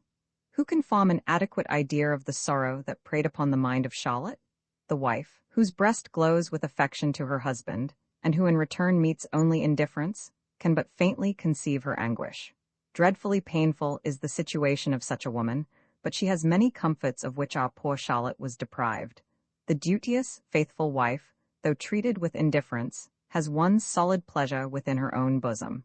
She can reflect that she has not deserved neglect, that she has ever fulfilled the duties of her station with the strictest exactness. She may hope by constant assiduity and unremitted attention to recall her wanderer, and be doubly happy in his returning affection. She knows he cannot leave her to unite himself to another. He cannot cast her out to poverty and contempt. She looks around her and sees the smile of friendly welcome or the tear of affectionate consolation on the face of every person whom she favors with her esteem, and from all these circumstances she gathers comfort. But the poor girl by thoughtless passion led astray, who, in parting with her honor, has forfeited the esteem of the very man to whom she has sacrificed everything dear and valuable in life, feels his indifference in the fruit of her own folly, and laments her want of power to recall his lost affection. She knows there is no tie but honor, and that, in a man who has been guilty of seduction, is but very feeble. He may leave her in a moment to shame and want. He may marry and forsake her forever. And should he, she has no redress, no friendly, soothing companion to pour into her wounded mind the balm of consolation, no benevolent hand to lead her back to the path of rectitude. She has disgraced her friends, forfeited the good opinion of the world, and undone herself. She feels herself a poor solitary being in the midst of surrounding multitudes. Shame bows her to the earth, remorse tears her distracted mind, and guilt, poverty, and disease close the dreadful scene. She sinks unnoticed to oblivion. The finger of contempt may point out to some passing daughter of youthful mirth the humble bed where lies this frail sister of mortality, and will she, in the unbounded gaiety of her heart, exult in her own unblemished fame and triumph over the silent ashes of the dead? Oh, no. Has she a heart of sensibility? She will stop and thus address the unhappy victim of folly. Thou hadst thy faults, but sure thy sufferings have expiated them. Thy errors brought thee to an early grave, but thou wert a fellow creature. Thou hast been unhappy, then be those errors forgotten. Then, as she stoops to pluck the noxious weed from off the sod, a tear will fall and consecrate the spot to charity. Forever honored be the sacred drop of humanity. The angel of mercy shall record its source, and the soul from whence it sprang shall be a model. My dear madam, contract not your brow into a frown of disapprobation. I mean not to extenuate the faults of those unhappy women who fall victims to guilt and folly. But surely, when we reflect how many errors we are ourselves subject to, how many secret faults lie hid in the recesses of our hearts, which we should blush to have brought into open day, and yet those faults require the lenity and pity of a benevolent judge, or awful would be our prospect of futurity. I say, my dear madam, when we consider this, we surely may pity the faults of others. Believe me, many an unfortunate female, who has once strayed into the thorny paths of vice, would gladly return to virtue were any generous friend to endeavor to raise and reassure her. But alas! It cannot be, you say. The world would deride and scoff. Then let me tell you, madam, it is a very unfeeling world, and does not deserve half the blessings which a bountiful providence showers upon it. O, thou benevolent giver of all good! How shall we erring mortals dare to look up to thy mercy in the great day of retribution, if we now uncharitably refuse to overlook the errors, or alleviate the miseries of our fellow creatures? Roman 19, a mistake discovered. Julia Franklin, 9, was the only child of a man of large property, who at the age of 18 left her independent mistress of an unencumbered income of $700 a year. She was a girl of a lively disposition, and humane, susceptible heart. She resided in New York with an uncle who loved her too well, and had too high an opinion of her prudence, to scrutinize her actions so much as would have been necessary with many young ladies who were not blessed with her discretion. She was, at the time Montraville arrived at New York, the life of society, and the universal toast. Montraville was introduced to her by the following accident. One night when he was upon guard, a dreadful fire broke out near Mr. Franklin's house, which in a few hours reduced that and several others to ashes. Fortunately no lives were lost, and by the assiduity of the soldiers, much valuable property was saved from the flames. In the midst of the confusion, an old gentleman came up to Montraville, and putting a small box into his hands, cried, "Keep it, my good sir, till I come to you again." And then rushing again into the thickest of the crowd, Montraville saw him no more. He waited till the fire was quite extinguished, and the mob dispersed, but in vain. The old gentleman did not appear to claim his property, and Montraville, fearing to make any inquiry, lest he should meet with impostors who might lay claim without any legal right to the box, carried it to his lodgings and locked it up. He naturally imagined that the person who committed it to his care knew him, and would in a day or two reclaim it. But several weeks passed on, and no inquiry being made, he began to be uneasy, and resolved to examine the contents of the box, and if they were, as he supposed, valuable, to spare no pains to discover and restore them to the owner. Upon opening it, he found it contained jewels to a large amount, about £200 in money, and a miniature picture set for a bracelet. On examining the picture, he thought he had somewhere seen features very like it, but could not recollect where. A few days after, being at a public assembly, he saw Miss Franklin, and the likeness was too evident to be mistaken. He inquired among his brother officers if any of them knew her, and found one who was upon terms of intimacy in the family. "Then introduce me to her immediately," said he, "for I am certain I can inform her of something which will give her peculiar pleasure." He was immediately introduced, found she was the owner of the jewels, and was invited to breakfast the next morning, in order to their restoration. This whole evening Montraville was honored with Julia's hand. The lively sallies of her wit, the elegance of her manner, powerfully charmed him. He forgot Charlotte, and indulged himself in saying everything that was polite and tender to Julia. But on retiring, recollection returned. "What am I about?" said he. "Though I cannot marry Charlotte, I cannot be villain enough to forsake her, nor must I dare to trifle with the heart of Julia Franklin. I will return this box," said he, "which has been the source of so much uneasiness already, and in the evening pay a visit to my poor, melancholy Charlotte, and endeavor to forget this fascinating Julia." He arose, dressed himself, and taking the picture out, "I will reserve this from the rest," said he, "and by presenting it to her when she thinks it is lost, enhance the value of the obligation." He repaired to Mr. Franklin's, and found Julia in the breakfast parlor alone. "How happy am I, madam," said he, "that being the fortunate instrument of saving these jewels, has been the means of procuring me the acquaintance of so amiable a lady. There are the jewels and money all safe." "But where is the picture, sir?" said Julia. "Here, madam, I would not willingly part with it." "It is the portrait of my mother," said she, taking it from him. "'Tis all that remains." She pressed it to her lips, and a tear trembled in her eyes. Montraville glanced his eye on her grey nightgown and black ribbon, and his own feelings prevented a reply. Julia Franklin was the very reverse of Charlotte Temple. She was tall, elegantly shaped, and possessed much of the air and manner of a woman of fashion. Her complexion was a clear brown, enlivened with the glow of health. Her eyes, full, black, and sparkling, darted their intelligent glances through long silken lashes. Her hair was shining brown, and her features regular and striking. There was an air of innocent gaiety that played about her countenance where good humor sat triumphant. "I have been mistaken," said Montraville. "I imagined I loved Charlotte, but alas, I am now too late convinced my attachment to her was merely the impulse of the moment. I fear I have not only entailed lasting misery on that poor girl, but also thrown a barrier in the way of my own happiness, which it will be impossible to surmount. I feel I love Julia Franklin with ardor and sincerity, yet, when in her presence, I am sensible of my own inability to offer a heart worthy her acceptance, and remain silent." Full of these painful thoughts, Montraville walked out to see Charlotte. She saw him approach and ran out to meet him. She banished from her countenance the air of discontent which ever appeared when he was absent, and met him with a smile of joy. "I thought you had forgotten me, Montraville," said she, "and was very unhappy." "I shall never forget you, Charlotte," he replied, pressing her hand. The uncommon gravity of his countenance and the brevity of his reply alarmed her. "You are not well," said she. "Your hand is hot, your eyes are heavy, you are very ill." "I am a villain," said he mentally, as he turned from her to hide his emotions. "But come," continued she tenderly, "you shall go to bed, and I will sit by and watch you. You will be better when you have slept." Montraville was glad to retire, and by pretending to sleep, hide the agitation of his mind from her penetrating eye. Charlotte watched by him till a late hour, and then, lying softly down by his side, sunk into a profound sleep, from which she awoke not till late the next morning. II. Domestic concerns. Mr. Temple was the youngest son of a nobleman, whose fortune was by no means adequate to the antiquity, grandeur, and I may add, pride of the family. He saw his elder brother made completely wretched by marrying a disagreeable woman, whose fortune helped to prop the sinking dignity of the house, and he beheld his sisters legally prostituted to old, decrepit men, whose titles gave them consequence in the eyes of the world, and whose affluence rendered them splendidly miserable. "I will not sacrifice internal happiness for outward show," said he.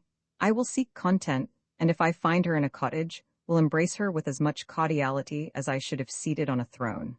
Mr. Temple possessed a small estate of about £500 a year, and with that, he resolved to preserve independence, to marry where the feelings of his heart should direct him, and to confine his expenses within the limits of his income. He had a heart open to every generous feeling of humanity, and a hand ready to dispense to those who wanted, part of the blessings he enjoyed himself. As he was universally known to be the friend of the unfortunate, his advice and bounty were frequently solicited. Nor was it seldom that he sought out indigent merit, and raised it from obscurity, confining his own expenses within a very narrow compass. "You are a benevolent fellow," said a young officer to him one day, "and I have a great mind to give you a fine subject to exercise the goodness of your heart upon." "You cannot oblige me more," said Temple, "than to point out any way by which I can be serviceable to my fellow creatures." "Come along then," said the young man. "We will go and visit a man who is not in so good a lodging as he deserves, and were it not that he has an angel with him, who comforts and supports him, he must long since have sunk under his misfortunes." The young man's heart was too full to proceed, and Temple, unwilling to irritate his feelings by making further inquiries, followed him in silence, till they arrived at the Fleet Prison. Point 2, the officer inquired for Captain Eldridge. A person led them up several pair of dirty stairs, and pointing to a door which led to a miserable, small apartment, said that was the captain's room, and retired. The officer, whose name was Blakeney, tapped at the door, and was bid to enter by a voice melodiously soft. He opened the door and discovered to Temple a scene which riveted him to the spot with astonishment. The apartment, though small and bearing strong marks of poverty, was neat in the extreme. In an armchair, his head reclined upon his hand, his eyes fixed on a book which lay open before him, sat an aged man in a lieutenant's uniform, which, though threadbare, would sooner call a blush of shame into the face of those who could neglect real merit, than cause the hectic of confusion to glow on the cheeks of him who wore it. Beside him sat a lovely creature, busied in painting a fan mount. She was fair as the lily, but sorrow had nipped the rose in her cheek before it was half blown. Her eyes were blue, and her hair, which was light brown, was slightly confined under a plain muslin cap, tied round with a black ribbon. A white linen gown and plain lawn handkerchief composed the remainder of her dress. And in this simple attire, she was more irresistibly charming to such a hot as Temples than she would have been if adorned with all the splendor of a courtly belle. When they entered, the old man arose from his seat, and shaking Blakeney by the hand with great cordiality, offered Temple his chair, and there being but 3 in the room, seated himself on the side of his little bed with evident composure. "This is a strange place," said he to Temple, "to receive visitors of distinction in, but we must fit our feelings to our station. While I am not ashamed to own the cause which brought me here, why should I blush at my situation? Our misfortunes are not our faults, and were it not for that poor girl—" Here the philosopher was lost in the father. He rose hastily from his seat and, walking toward the window, wiped off a tear which he was afraid would tarnish the cheek of a sailor. Temple cast his eye on Miss Eldridge. A pellucid drop had stolen from her eyes and fallen upon a rose she was painting. It blotted and discolored the flower. "'Tis emblematic," said he mentally. "The rose of youth and health soon fades when watered by the tear of affliction. My friend Blakeney," said he, addressing the old man, "told me I could be of service to you. Be so kind then, dear sir, as to point out some way in which I can relieve the anxiety of your heart and increase the pleasures of my own."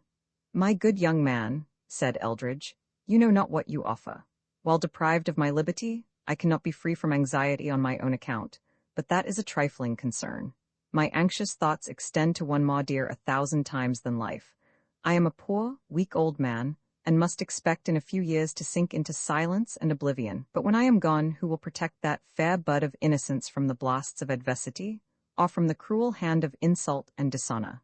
"Oh, my father," cried Miss Eldridge, tenderly taking his hand, "be not anxious on that account, for daily are my prayers offered to heaven that our lives may terminate at the same instant, and one grave receive us both. For why should I live when deprived of my only friend?" Temple was moved even to tears. "You will both live many years," said he, "and I hope see much happiness. Cheerily, my friend, cheerily. These passing clouds of adversity will serve only to make the sunshine of prosperity more pleasing. But we are losing time. You might, ere this, have told me who were your creditors, what were their demands, and other particulars necessary to your liberation." "My story is short," said Mr. Eldridge, "but there are some particulars which will wring my heart barely to remember. Yet to one whose offers of friendship appear so open and disinterested, I will relate every circumstance that led to my present painful situation.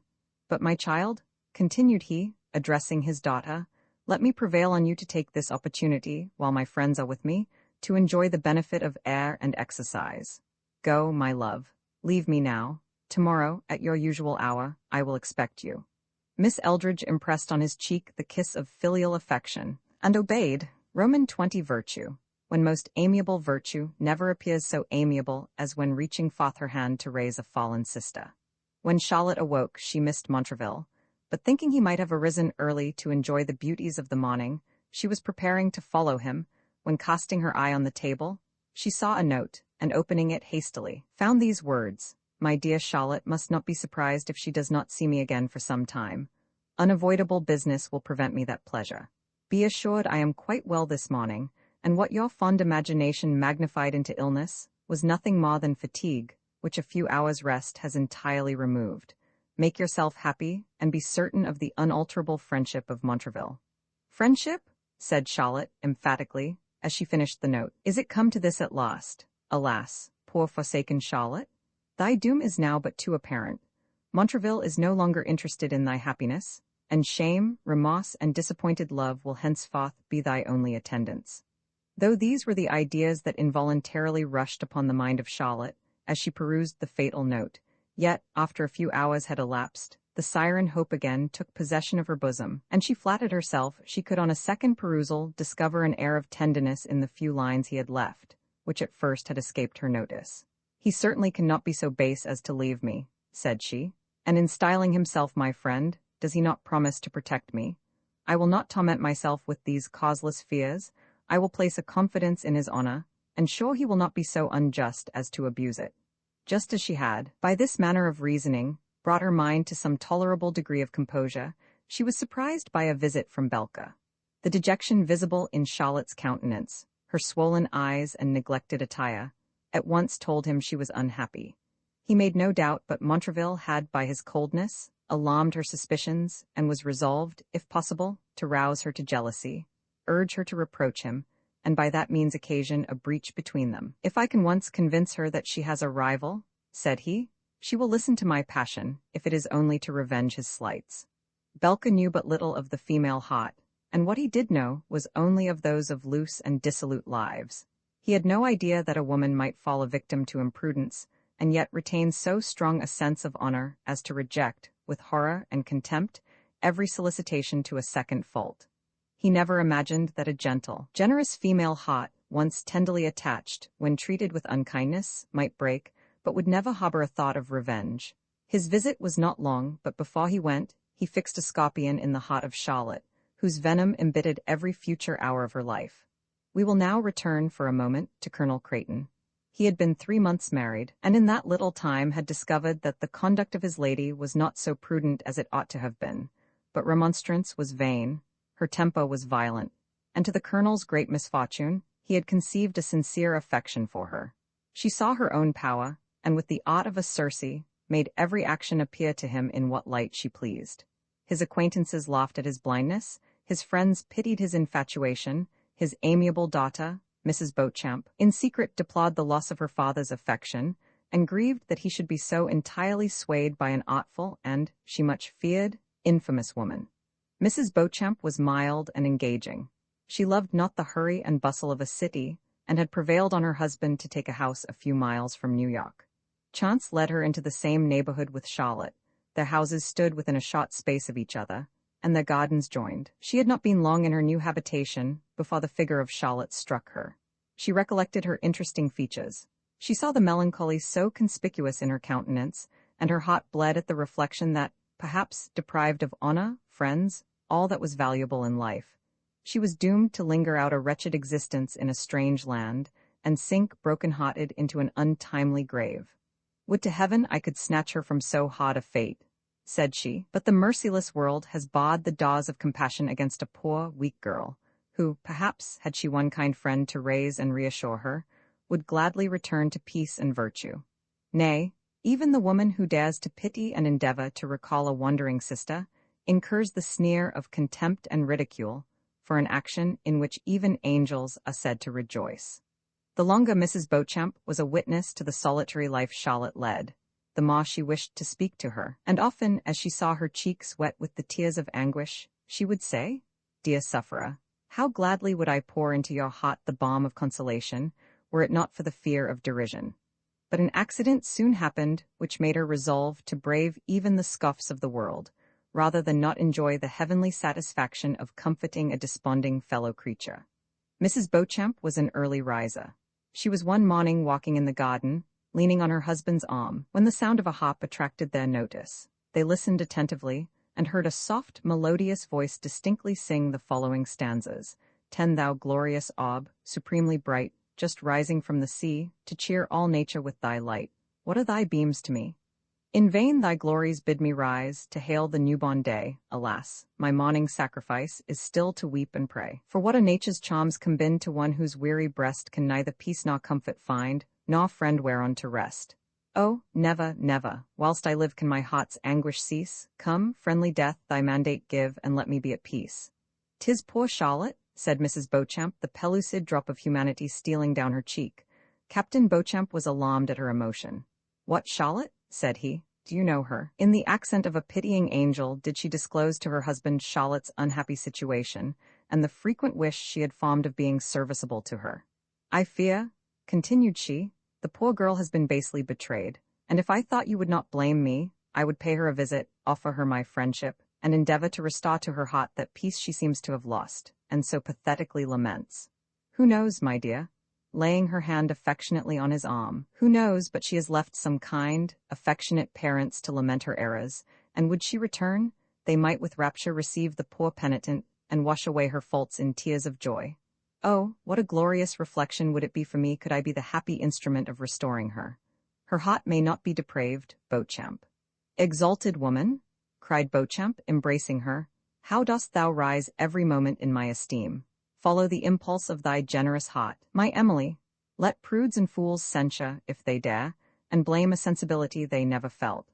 I will exultingly tell them that the heart that is truly virtuous is ever inclined to pity and forgive the errors of its fellow creatures. A beam of exulting joy played round the animated countenance of Mrs. Beauchamp at these encomiums bestowed on her by a beloved husband. The most delightful sensations pervaded her heart, and having breakfasted, she prepared to visit Charlotte. XXI 11 Another's woe teach me to feel another's woe, to hide the fault I see, that mercy I to others show, that mercy show to me. When Mrs. Beauchamp was dressed, she began to feel embarrassed at the thought of beginning an acquaintance with Charlotte, and was distressed how to make the first visit. I cannot go without some introduction, said she. It will look so like impertinent curiosity. At length, recollecting herself, she stepped into the garden, and, gathering a few fine cucumbers, took them in her hand by way of apology for her visit. A glow of conscious shame vermillioned Charlotte's face as Mrs. Beauchamp entered. You will pardon me, madam, said she, for not having before paid my respects to so amiable a neighbor, but we English people always keep up that reserve which is the characteristic of our nation wherever we go. I have taken the liberty to bring you a few cucumbers, for I had observed you had none in your garden. Charlotte, though naturally polite and well-bred, was so confused she could hardly speak. Her kind visitor endeavored to relieve her by not noticing her embarrassment. I am come, madam, continued she, to request you will spend the day with me. I shall be alone, and as we are both strangers in this country, we may hereafter be extremely happy in each other's friendship. Your friendship, madam, said Charlotte, blushing, is an honor to all who are favored with it. Little as I have seen of this part of the world, I am no stranger to Mrs. Beauchamp's goodness of heart and known humanity, but my friendship, she paused, glanced her eye upon her own visible situation, and in spite of her endeavors to suppress them, burst into tears. Mrs. Beauchamp guessed the source from whence those tears flowed. You seem unhappy, madam, said she. Shall I be thought worthy of your confidence? Will you entrust me with the cause of your sorrow, and rest on my assurances to exert my utmost power to serve you? Charlotte returned a look of gratitude, but could not speak, and Mrs. Beauchamp continued. My heart was interested in your behalf the first moment I saw you, and I only lament I had not made earlier overtures towards an acquaintance, but I flatter myself you will henceforth consider me as your friend. Oh, madam, cried Charlotte, I have forfeited the good opinion of all my friends, I have forsaken them, and undone myself. Come, come, my dear, said Mrs. Beauchamp, you must not indulge these gloomy thoughts. You are not, I hope, so miserable as you imagine yourself. Endeavor to be composed, and let me be favored with your company at dinner, when, if you can bring yourself to think me your friend and repose a confidence in me, I am ready to convince you it shall not be abused. She then arose and bade her good morning. At the dining hour, Charlotte repaired to Mrs. Beauchamp's, and during dinner assumed as composed an aspect as possible. But when the cloth was removed, she summoned all her resolution, and determined to make Mrs. Beauchamp acquainted with every circumstance preceding her unfortunate elopement, and the earnest desire she had to quit a way of life so repugnant to her feelings. With the benignant aspect of an angel of mercy, did Mrs. Beauchamp listen to the artless tale. She was shocked to the soul to find how large a share Leroux had in the seduction of this amiable girl, and a tear fell when she reflected so vile a woman was now the wife of her father. When Charlotte had finished, she gave her a little time to collect her scattered spirits, and then asked her if she had never written to her friends. Oh, yes, madam, said she, frequently, but I have broke their hearts, they are all either dead, or have cast me off forever, for I have never received a single line from them. I rather suspect, said Mrs. Beauchamp, they have never had your letters. But suppose you were to hear from them, and they were willing to receive you, would you then leave this cruel Montraville, and return to them? Would I? Said Charlotte, clasping her hands. Would not the poor sailor tossed on a tempestuous ocean, threatened every moment with death, gladly return to the shore he had left to trust to its deceitful calmness? Oh, my dear madam, I would return, though to do it I were obliged to walk barefoot over a burning desert, and beg a scanty pittance of each traveller to support my existence. I would endure it all cheerfully, could I but once more see my dear, blessed mother, hear her pronounce my pardon, and bless me before I died. But alas! I shall never see her more. She has blotted the ungrateful Charlotte from her remembrance, and I shall sink to the grave loaded with hers and my father's curse. Mrs. Beauchamp endeavored to soothe her. You shall write to them again, said she, and I will see that the letter is sent by the first packet that sails for England. In the meantime, keep up your spirits, and hope everything by daring to deserve it. She then turned the conversation, and Charlotte, having taken a cup of tea, wished her benevolent friend a good evening. Roman 22 Sorrows of the Heart. When Charlotte got home, she endeavored to collect her thoughts, and took up a pen, in order to address those dear parents, whom, in spite of her errors, she still loved with the utmost tenderness, but vain was every effort to write with the least coherence. Her tears fell so fast, they almost blinded her, and as she proceeded to describe her unhappy situation, she became so agitated that she was obliged to give over the attempt, and retire to bed, where, overcome with the fatigue her mind had undergone, she fell into a slumber which greatly refreshed her, and she arose in the morning with spirits more adequate to the painful task she had to perform, and after several attempts, at length concluded the following letter to her mother, New York. To Mrs. Temple. Will my once kind, my ever-beloved mother, deign to receive a letter from her guilty, but repentant child? Or has she, justly incensed at my ingratitude, driven the unhappy Charlotte from her remembrance? Alas, thou much injured mother, shouldst thou even disown me, I dare not complain, because I know I have deserved it. But yet, believe me, guilty as I am, and cruelly as I have disappointed the hopes of the fondest parents that ever girl had, even in the moment when, forgetful of my duty, I fled from you and happiness. Even then I loved you most, and my heart bled at the thought of what you would suffer. Oh, never, never, whilst I have existence, will the agony of that moment be erased from my memory. It seemed like the separation of soul and body. What can I plead in excuse for my conduct? Alas, nothing. That I loved my seducer is but too true? Yet, powerful as that passion is, when operating in a young heart glowing with sensibility, it never would have conquered my affection to you, my beloved parents, had I not been encouraged, nay, urged to take the fatally imprudent step by one of my own sex, who, under the mask of friendship, drew me on to ruin. Yet, think not your Charlotte was so lost as to voluntarily rush into a life of infamy. No, my dear mother, deceived by the specious appearance of my betrayer, and every suspicion lulled asleep by the most solemn promises of marriage, I thought not those promises would so easily be forgotten. I never once reflected that the man who could stoop to seduction would not hesitate to forsake the wretched object of his passion whenever his capricious heart grew weary of her tenderness. When we arrived at this place, I vainly expected him to fulfill his engagements, but was at last fatally convinced he never intended to make me his wife, or if he had once thought of it, his mind was now altered. I scorned to claim from his humanity what I could not obtain from his love. I was conscious of having forfeited the only gem that could render me respectable in the eye of the world. I locked my sorrows in my own bosom, and bore my injuries in silence. But how shall I proceed?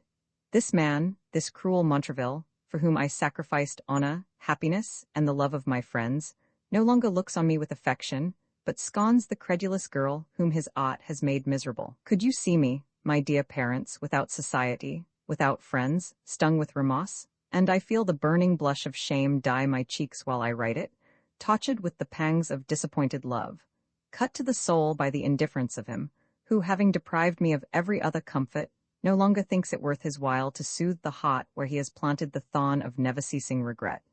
My daily employment is to think of you and weep, to pray for your happiness, and deplore my own folly. My nights are scarce more happy, for if by chance I close my weary eyes and hope some small forgetfulness of sorrow, some little time to pass in sweet oblivion, fancy, still waking, wafts me home to you. I see your beloved forms, I kneel and hear the blessed words of peace and pardon. Ecstatic joy pervades my soul, I reach my arms to catch your dear embraces, the motion chases the elusive dream, I wake to real misery. At other times I see my father, angry and frowning, point to horrid caves, where, on the cold, damp ground in the agonies of death, I see my dear mother and my revered grandfather. I strive to raise you, you push me from you and shrieking, cry, Charlotte, thou hast murdered me. Horror and despair tear every tortured nerve. I start and leave my restless bed, weary and unrefreshed. Shocking as these reflections are, I have yet one more dreadful than the rest. Mother, my dear mother, do not let me quite break your heart when I tell you, in a few months I shall bring into the world an innocent witness of my guilt. Oh, my bleeding heart, I shall bring a poor little helpless creature heir to infamy and shame. This alone has urged me once more to address you, to interest you in behalf of this poor unborn, and beg you to extend your protection to the child of your lost Charlotte. For my own part, I have wrote so often, so frequently have pleaded for forgiveness, and entreated to be received once more beneath the paternal roof, that having received no answer, nor even one line, I much fear you have cast me from you forever. But sure you cannot refuse to protect my innocent infant. It partakes not of its mother's guilt. Oh, my father, oh, beloved mother, now do I feel the anguish I inflicted on your hearts recoiling with double force upon my own. If my child should be a girl, which heaven forbid, tell her the unhappy fate of her mother, and teach her to avoid my errors. If a boy, teach him to lament my miseries, but tell him not who inflicted them, lest, in wishing to revenge his mother's injuries, he should wound the peace of his father. And now, dear friends of my soul, kind guardians of my infancy, farewell. I feel I never more must hope to see you. The anguish of my heart strikes at the strings of life, and in a short time I shall be at rest. Oh, could I but receive your blessing and forgiveness before I died, it would smooth my passage to the peaceful grave, and be a blessed foretaste of a happy eternity. I beseech you, curse me not, my adored parents, but let a tear of pity and pardon fall to the memory of your lost Charlotte. Roman 23. A man may smile, and be a villain, while Charlotte was enjoying some small degree of comfort in the consoling friendship of Mrs. Beauchamp. Montraville was advancing rapidly in his affection toward Miss Franklin. Julia was an amiable girl. She saw only the fair side of his character.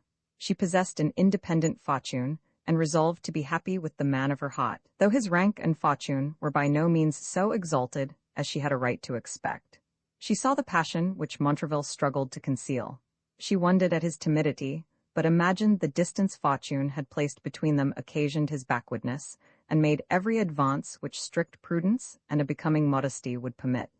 Montraville saw with pleasure she was not indifferent to him, but a spark of honor which animated his bosom would not suffer him to take advantage of her partiality. He was well acquainted with Charlotte's situation, and he thought there would be a double cruelty in forsaking her at such a time, and to marry Miss Franklin, while honor, humanity, every sacred law, obliged him still to protect and support Charlotte, was a baseness which his soul shuddered at. He communicated his uneasiness to Belka. It was the very thing his pretended friend had wished. "And do you really," said he, laughing, "hesitate at marrying the lovely Julia, and becoming master of her fortune, because a little, foolish, fond girl chose to leave her friends and run away with you to America? Dear Montraville, act more like a man of sense. This whining, pining Charlotte, who occasions you so much uneasiness, would have eloped with somebody else, if she had not with you." "Would to heaven," said Montraville, "I had never seen her. My regard for her was but the momentary passion of desire, but I feel I shall love and revere Julia Franklin as long as I live. Yet to leave poor Charlotte in her present situation would be cruel beyond description." "Oh, my good, sentimental friend," said Belka, "do you imagine nobody has a right to provide for the brat but yourself?" Montraville started. "Sure," said he, "you cannot mean to insinuate that Charlotte is false." "I don't insinuate it," said Belka, "I know it." Montraville turned pale as ashes. "Then there is no faith in woman," said he. "Well, I thought you were attached to her," said Belka, with an air of indifference. "I never wished to make you uneasy by mentioning her perfidy. But, as I know you love and are beloved by Miss Franklin, I was determined not to let these foolish scruples of honor step between you and happiness. All your tenderness for the peace of a perfidious girl prevent your uniting yourself to a woman of honor." "Good heavens," said Montraville, "what poignant reflections does a man endure who sees a lovely woman plunged in infamy, and is conscious he was her first seducer? But are you certain of what you say, Belka?" "So far," replied he, "that I myself have received advances from her, which I would not take advantage of out of regard to you. But hang it, think no more about her. I dined at Franklin's today, and Julia bid me seek and bring you to tea. So come along, my lad, make good use of opportunity, and seize the gifts of fortune while they are within your reach." Montraville was too much agitated to pass a happy evening even in the company of Julia Franklin. He determined to visit Charlotte early the next morning, tax her with her falsehood, and take an everlasting leave of her. But when the morning came, he was commanded on duty, and for 6 weeks was prevented from putting his design into execution. At length he found an hour to spare, and walked out to spend it with Charlotte. It was near 4 o'clock in the afternoon when he arrived at her cottage. She was not in the parlor, and without calling her servant, he walked upstairs, thinking to find her in her bedroom. He opened the door, and the first object that met his eyes was Charlotte asleep on the bed, and Belka by her side. "Death and distraction?" said he, stamping, "this is too much. Rise, villain, and defend yourself." Belka sprang from the bed. The noise awoke Charlotte. Terrified at the furious appearance of Montraville, and seeing Belka with him in the chamber, she caught hold of his arm as he stood by the bedside, and eagerly asked what was the matter. Treacherous, infamous girl, said he. Can you ask, how came he here? Pointing to Belka. As heaven is my witness, replied she, weeping, I do not know. I have not seen him for these 3 weeks. Then you confess he sometimes visits you? He came sometimes by your desire. 'Tis false, I never desired him to come, and you know I did not. But mock me, Charlotte, from this instant our connection is at an end. Let Belka or any other of your favored lovers take you and provide for you. I have done with you forever. He was then going to leave her, but starting wildly from the bed, she threw herself on her knees before him, protested her innocence, and entreated him not to leave her. Oh, Montraville, said she, kill me for pity's sake, kill me, but do not doubt my fidelity. Do not leave me in this horrid situation. For the sake of your unborn child, oh, spurn not the wretched mother from you. Charlotte, said he, with a firm voice, I shall take care that neither you nor your child want anything in the approaching painful hour, but we meet no more. He then endeavored to raise her from the ground, but in vain. She clung about his knees, entreating him to believe her innocent, and conjuring Belka to clear up the dreadful mystery. Belka cast on Montraville a smile of contempt. It irritated him almost to madness. He broke from the feeble arms of the distressed girl. She shrieked and fell prostrate on the floor. Montraville instantly left the house, and returned hastily to the city. Roman 24 mystery developed unfortunately for Charlotte. About 3 weeks before this unhappy rencontre, Captain Beauchamp, being ordered to Rhode Island, his lady had accompanied him, so that Charlotte was deprived of her friendly advice and consoling society. The afternoon on which Montraville had visited her she had found herself languid and fatigued, and after making a very slight dinner, had lain down to endeavor to recruit her exhausted spirits, and, contrary to her expectations, had fallen asleep.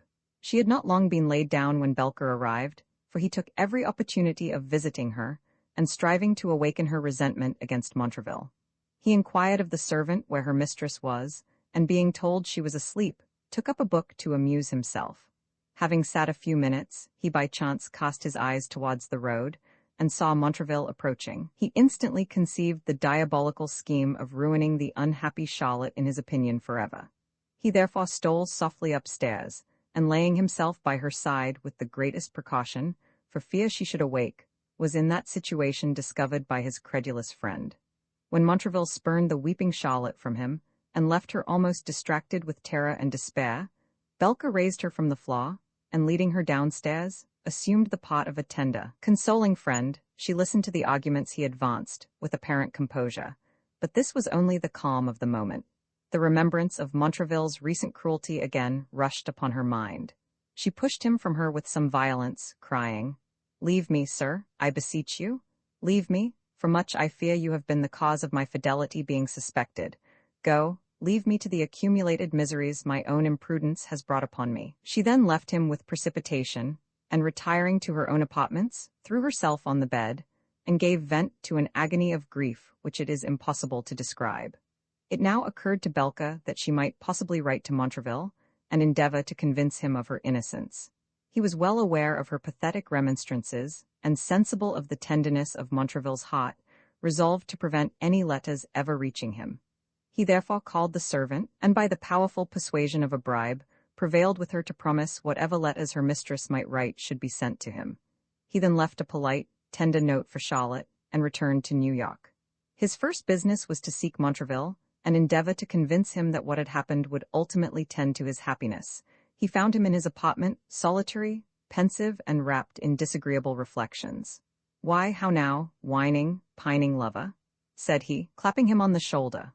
Montraville started. A momentary flush of resentment crossed his cheek, but instantly gave place to a death-like paleness, occasioned by painful remembrance awakened by that monitor, whom, though we may in vain endeavor, we can never entirely silence. Belka, said he, you have injured me in a tender point. Prithee, Jack, 12, replied Belka, do not make a serious matter of it. How could I refuse the girl's advances? And thank heaven she is not your wife. True, said Montraville, but she was innocent when I first knew her. It was I seduced her, Belka. Had it not been for me, she had still been virtuous and happy in the affection and protection of her family. Pshaw, replied Belka, laughing. If you had not taken advantage of her easy nature, some other would, and where is the difference, pray? I wish I had never seen her, cried he passionately, and starting from his seat. Oh, that cursed French woman, added he with vehemence, Had it not been for her I might have been happy." He paused. "With Julia Franklin," said Belka. The name, like a sudden spark of electric fire, seemed for a moment to suspend his faculties. For a moment he was transfixed, but recovering, he caught Belka's hand and cried, "Stop, stop, I beseech you, name not the lovely Julia and the wretched Montraville in the same breath. I am a seducer, a mean, ungenerous seducer of unsuspecting innocence. I dare not hope that purity like hers would stoop to unite itself with black, premeditated guilt. Yet, by heavens, I swear, Belka, I thought I loved the lost abandoned Charlotte till I saw Julia. I thought I never could forsake her. But the heart is deceitful, and I now can plainly discriminate between the impulse of a youthful passion and the pure flame of disinterested affection." At that instant Julia Franklin passed the window, leaning on her uncle's arm. She courtesied as she passed, and with the bewitching smile of modest cheerfulness, cried, "Do you bury yourselves in the house this fine evening, gents?" There was something in the voice, the manner, the look, that was altogether irresistible. "Perhaps she wishes my company," said Montraville, mentally, as he snatched up his hat. "If I thought she loved me, I would confess my errors and trust to her generosity to pity and pardon me." He soon overtook her, and offering her his arm, they sauntered to pleasant but unfrequented walks. Belka drew Mr. Franklin on one side, and entered into a political discourse. They walked faster than the young people, and Belka, by some means, contrived entirely to lose sight of them. It was a fine evening in the beginning of autumn.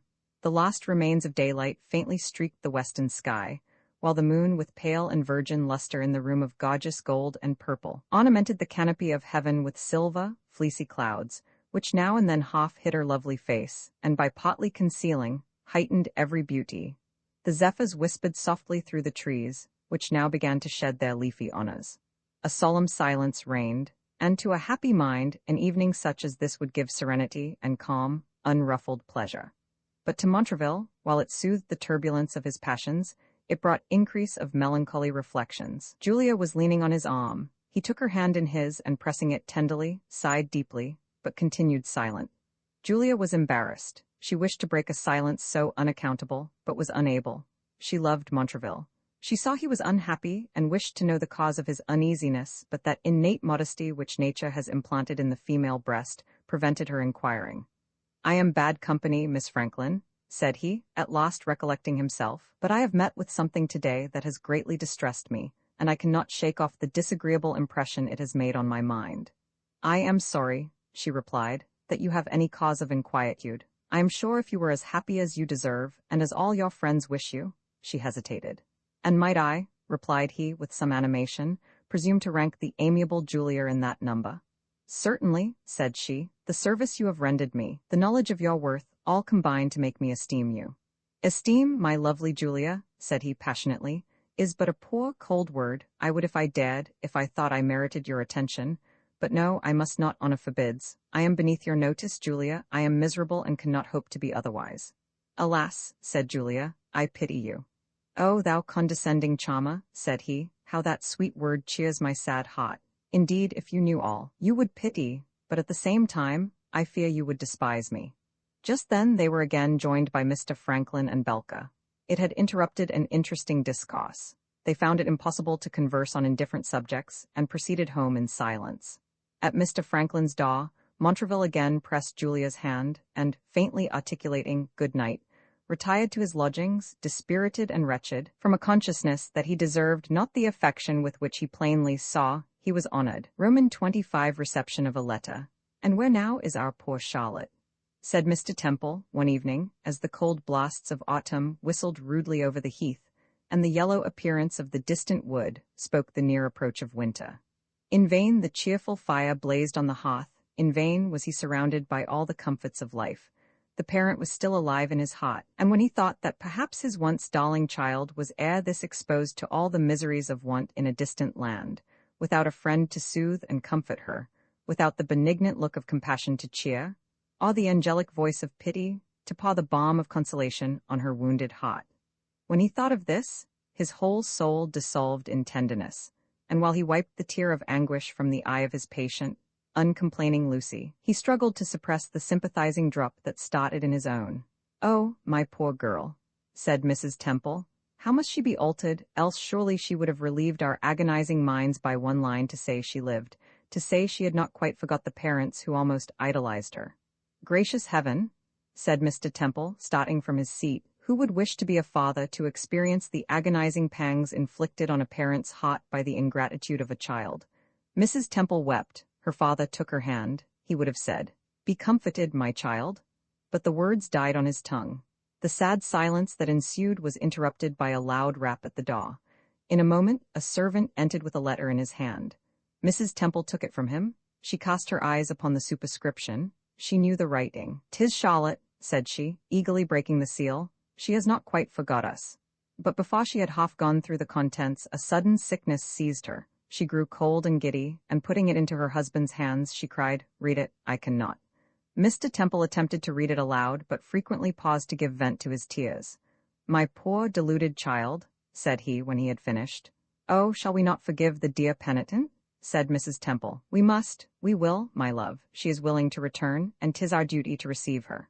"Father of mercy," said Mr. Eldridge, raising his clasped hands, "let me but live once more to see the dear wanderer restored to her afflicted parents, and take me from this world of sorrow whenever it seemeth best to thy wisdom." "Yes, we will receive her," said Mr. Temple. "We will endeavor to heal her wounded spirit and speak peace and comfort to her agitated soul. I will write to her to return immediately." "Oh," said Mrs. Temple, "I would, if possible, fly to her, support and cheer the dear sufferer in the approaching hour of distress, and tell her how nearly penitence is allied to virtue. Cannot we go and conduct her home, my love?" continued she, laying her hand on his arm. "My father will surely forgive our absence if we go to bring home his darling." "You cannot go, my Lucy," said Mr. Temple. "The delicacy of your frame would but poorly sustain the fatigue of a long voyage, but I will go and bring the gentle penitent to your arms. We may still see many years of happiness." The struggle in the bosom of Mrs. Temple between maternal and conjugal tenderness was long and painful. At length the farmer triumphed, and she consented that her husband should set forward to New York by the first opportunity. She wrote to her Charlotte in the tenderest, most consoling manner, and looked forward to the happy hour when she should again embrace her with the most animated hope. Roman 26. What might be expected in the meantime, the passion Montraville had conceived for Julia Franklin daily increased, and he saw evidently how much he was beloved by that amiable girl. He was likewise strongly prepossessed with an idea of Charlotte's perfidy. What wonder, then, if he gave himself up to the delightful sensation which pervaded his bosom, and finding no obstacle arise to oppose his happiness, he solicited and obtained the hand of Julia. A few days before his marriage, he thus addressed Belka. "Though Charlotte, by her abandoned conduct, has thrown herself from my protection, I still hold myself bound to support her till relieved from her present condition, and also to provide for the child. I do not intend to see her again, but I will place a sum of money in your hands, which will amply supply her with every convenience. But should she require more, let her have it, and I will see it repaid. I wish I could prevail on the poor, deluded girl to return to her friends. She was an only child, and I make no doubt but that they would joyfully receive her. It would shock me greatly to see her henceforth leading a life of infamy, as I should always accuse myself of being the primary cause of all her errors. If she should choose to remain under your protection, be kind to her, Belka, I conjure you. Let not satiety prompt you to treat her in such a manner as may drive her to actions which necessity might urge her to, while her better reason disapproves them. She shall never want a friend while I live, but I never more desire to behold her.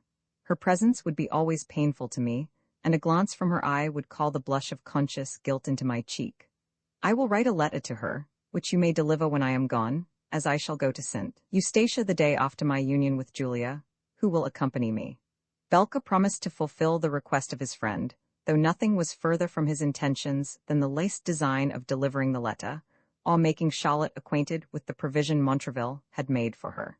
He was bent on the complete ruin of the unhappy girl, and supposed, by reducing her to an entire dependence upon him, to bring her by degrees to consent to gratify his ungenerous passion. The evening before the day appointed for the nuptials of Montraville and Julia, the farmer retired early to his apartment, and, ruminating on the past scenes of his life, suffered the keenest remorse in the remembrance of Charlotte's seduction. "Poor girl," said he, "I will at least write and bid her adieu. I will, too, endeavor to awaken that love of virtue in her bosom which her unfortunate attachment to me has extinguished." He took up the pen and began to write, but words were denied him. How could he address the woman whom he had seduced, and whom, though he thought unworthy his tenderness, he was about to bid adieu forever? How should he tell her that he was going to abjure her, to enter into the most indissoluble ties with another, and that he could not even own the infant which she bore as his child? Several letters were begun and destroyed. At length he completed the following: to Charlotte. Though I have taken up my pen to address you, my poor, injured girl, I feel I am inadequate to the task. Yet, however painful the endeavor, I could not resolve upon leaving you forever without one kind line to bid you adieu, to tell you how my heart bleeds at the remembrance of what you were before you saw the hated Montraville. Even now imagination paints the scene, when torn by contending passions, when struggling between love and duty. You fainted in my arms and I lifted you into the chaise. I see the agony of your mind when, recovering, you found yourself on the road to Portsmouth. But how, my gentle girl, how could you, when so justly impressed with the value of virtue, how could you, when loving as I thought you loved me, yield to the solicitation of Belka? Oh, Charlotte, conscience tells me it was I, villain that I am, who first taught you the allurements of guilty pleasure. It was I who dragged you from the calm repose which innocence and virtue ever enjoy. And dare I tell you it was not love prompted to the horrid deed? No, thou dear, fallen angel. Believe your repentant Montraville when he tells you that the man who truly loves will never betray the object of his affection. Adieu, Charlotte. Could you still find charms in a life of unoffending innocence, return to your parents. You shall never want the means of support both for yourself and child. Oh, gracious heaven, may that child be entirely free from the vices of its father and the weakness of its mother. Tomorrow, but no, I cannot tell you what tomorrow will produce. Belka will inform you. He also has cash for you, which I beg you will ask for whenever you may want it. Once more, adieu. Believe me, could I hear you was returned to your friends, and enjoying that tranquillity of which I have robbed you, I should be as completely happy as even you, in your fondest hours, could wish me. But till then a gloom will obscure the brightest prospects of Montraville. After he had sealed this letter, he threw himself on the bed and enjoyed a few hours' repose. Early in the morning, Belka tapped at his door. He arose hastily, and prepared to meet his Julia at the altar. "This is the letter to Charlotte," said he, giving it to Belka. "Take it to her when we are gone to Eustatia 13, and I conjure you, my dear friend, not to use any sophilastic arguments to prevent her return to virtue, but should she incline that way, encourage her in the thought, and assist her to put her design in execution." Roman 27, like a fair lily pensive she mourned, and hung her languid head, like a fair lily overcharged with dew. Charlotte had now been left almost 3 months a prey to her own melancholy reflections. Sad companions, indeed. Nor did anyone break in upon her solitude but Belka, who once or twice called to inquire after her health, and tell her he had in vain endeavored to bring Montraville to hear reason. And once, but only once, was her mind cheered by the receipt of an affectionate letter from Mrs. Beauchamp. Often had she wrote to her perfidious seducer, and with the most persuasive eloquence endeavored to convince him of her innocence. But these letters were never suffered to reach the hands of Montraville, or they must, though on the very eve of marriage, have prevented his deserting the wretched girl. Real anguish of heart had in a great measure faded her charms. Her cheeks were pale from want of rest, and her eyes, by frequent, indeed, almost continued weeping, were sunk and heavy. Sometimes a gleam of hope would play about her heart when she thought of her parents. "They cannot, surely," she would say, "refuse to forgive me, or should they deny their pardon to me, they will not hate my innocent infant on account of its mother's errors." How often did the poor Mona wish for the consoling presence of the benevolent Mrs. Beauchamp. "If she were here," she would cry, "she would certainly comfort me, and soothe the distraction of my soul." She was sitting one afternoon, wrapped in these melancholy reflections, when she was interrupted by the entrance of Belka. Great as the alteration was which incessant sorrow had made on her person, she was still interesting, still charming, and the unhallowed flame, which had urged Belka to plant dissension between her and Montraville, still raged in his bosom. He was determined, if possible, to make her his mistress. Nay, he had even conceived the diabolical scheme of taking her to New York, and making her appear in every public place where it was likely she should meet Montraville, that he might be a witness to his unmanly triumph. When he entered the room where Charlotte was sitting, he assumed the look of tender consolatory friendship. "And how does my lovely Charlotte?" said he, taking her hand. "I fear you are not so well as I could wish." "I am not well, Mr. Belka," said she, "very far from it, but the pains and infirmities of the body I could easily bear, nay, submit to them with patience, were they not aggravated by the most insupportable anguish of my mind. "You are not happy, Charlotte?" said he with a look of well-dissembled sorrow.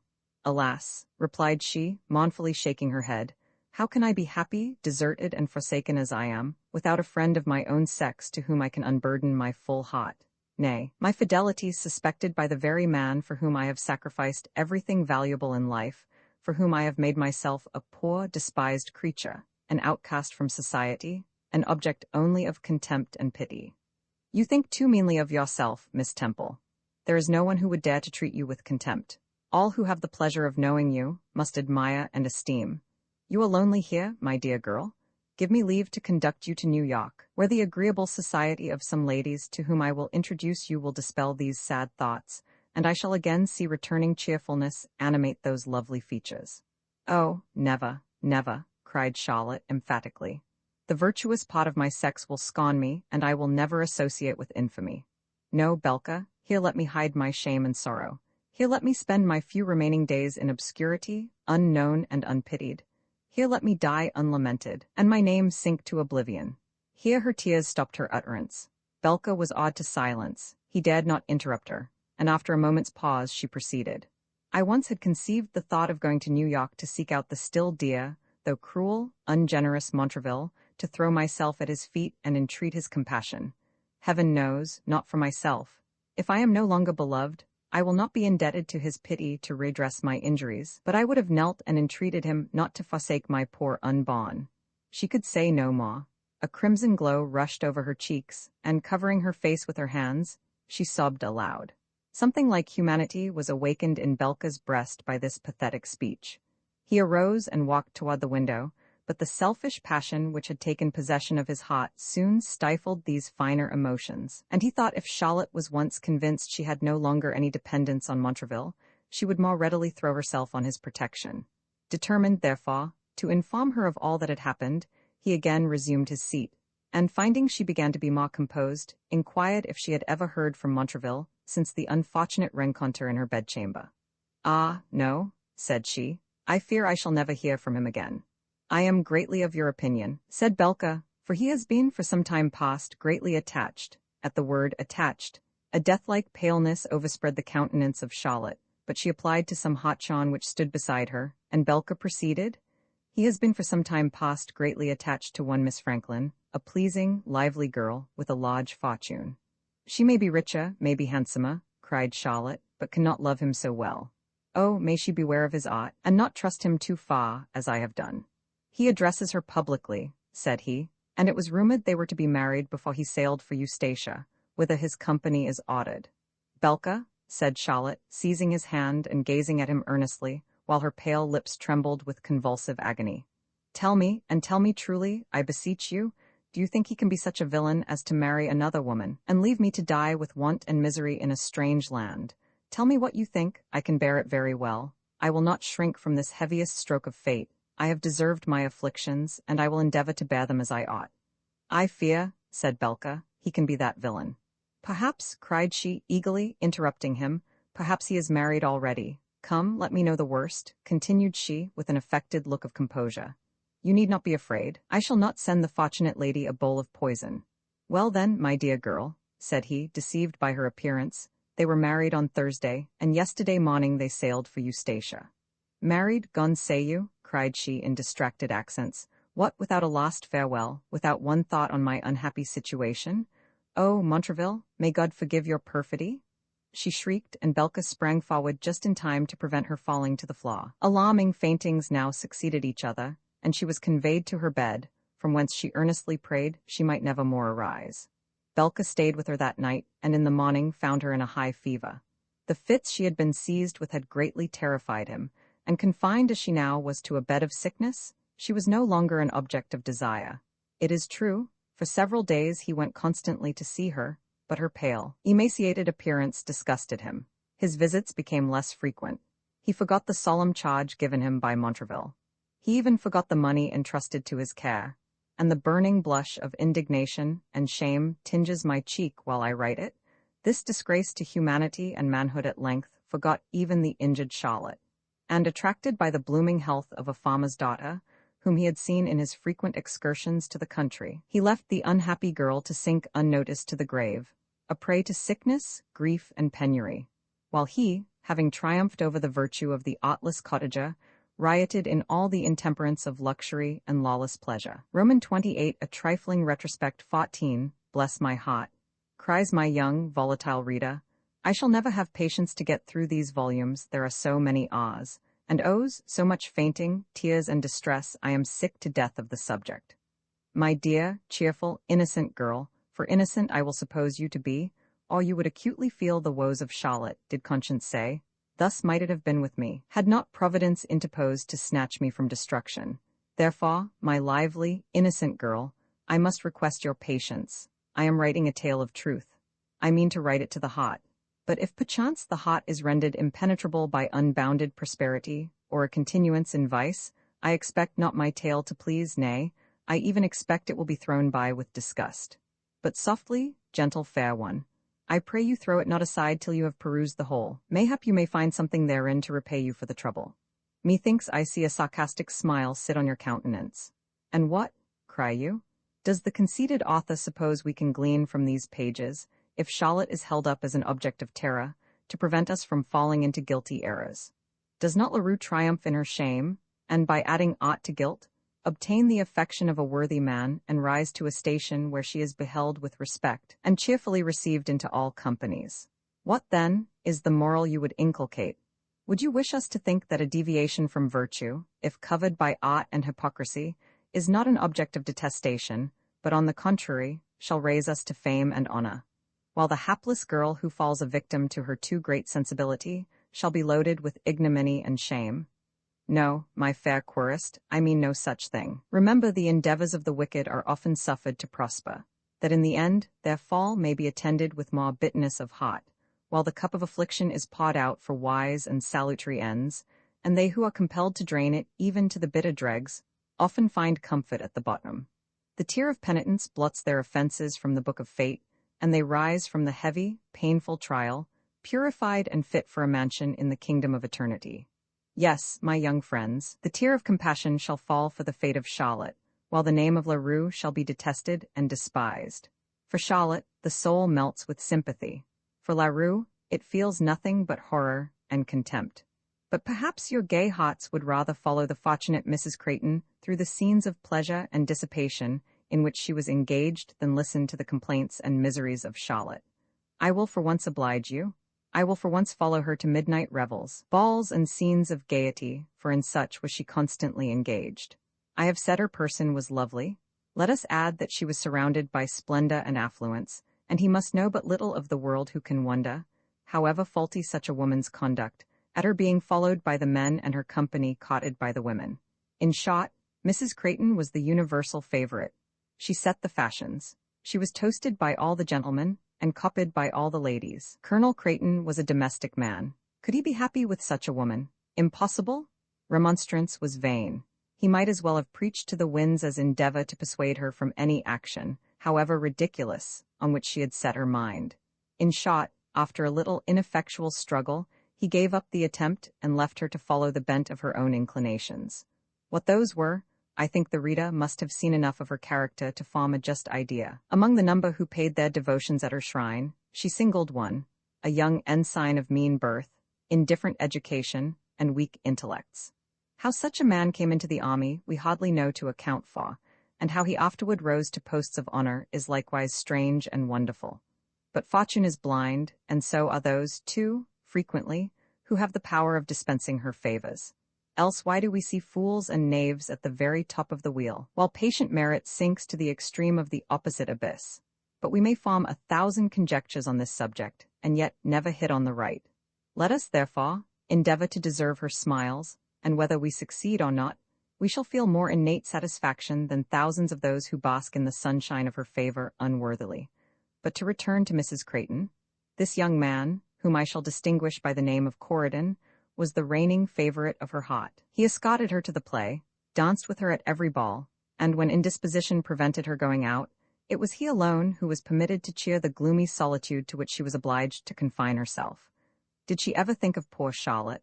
If she did, my dear miss, It was only to laugh at the poor girl's want of spirit in consenting to be moped up in the country, while Montraville was enjoying all the pleasures of a gay, dissipated city.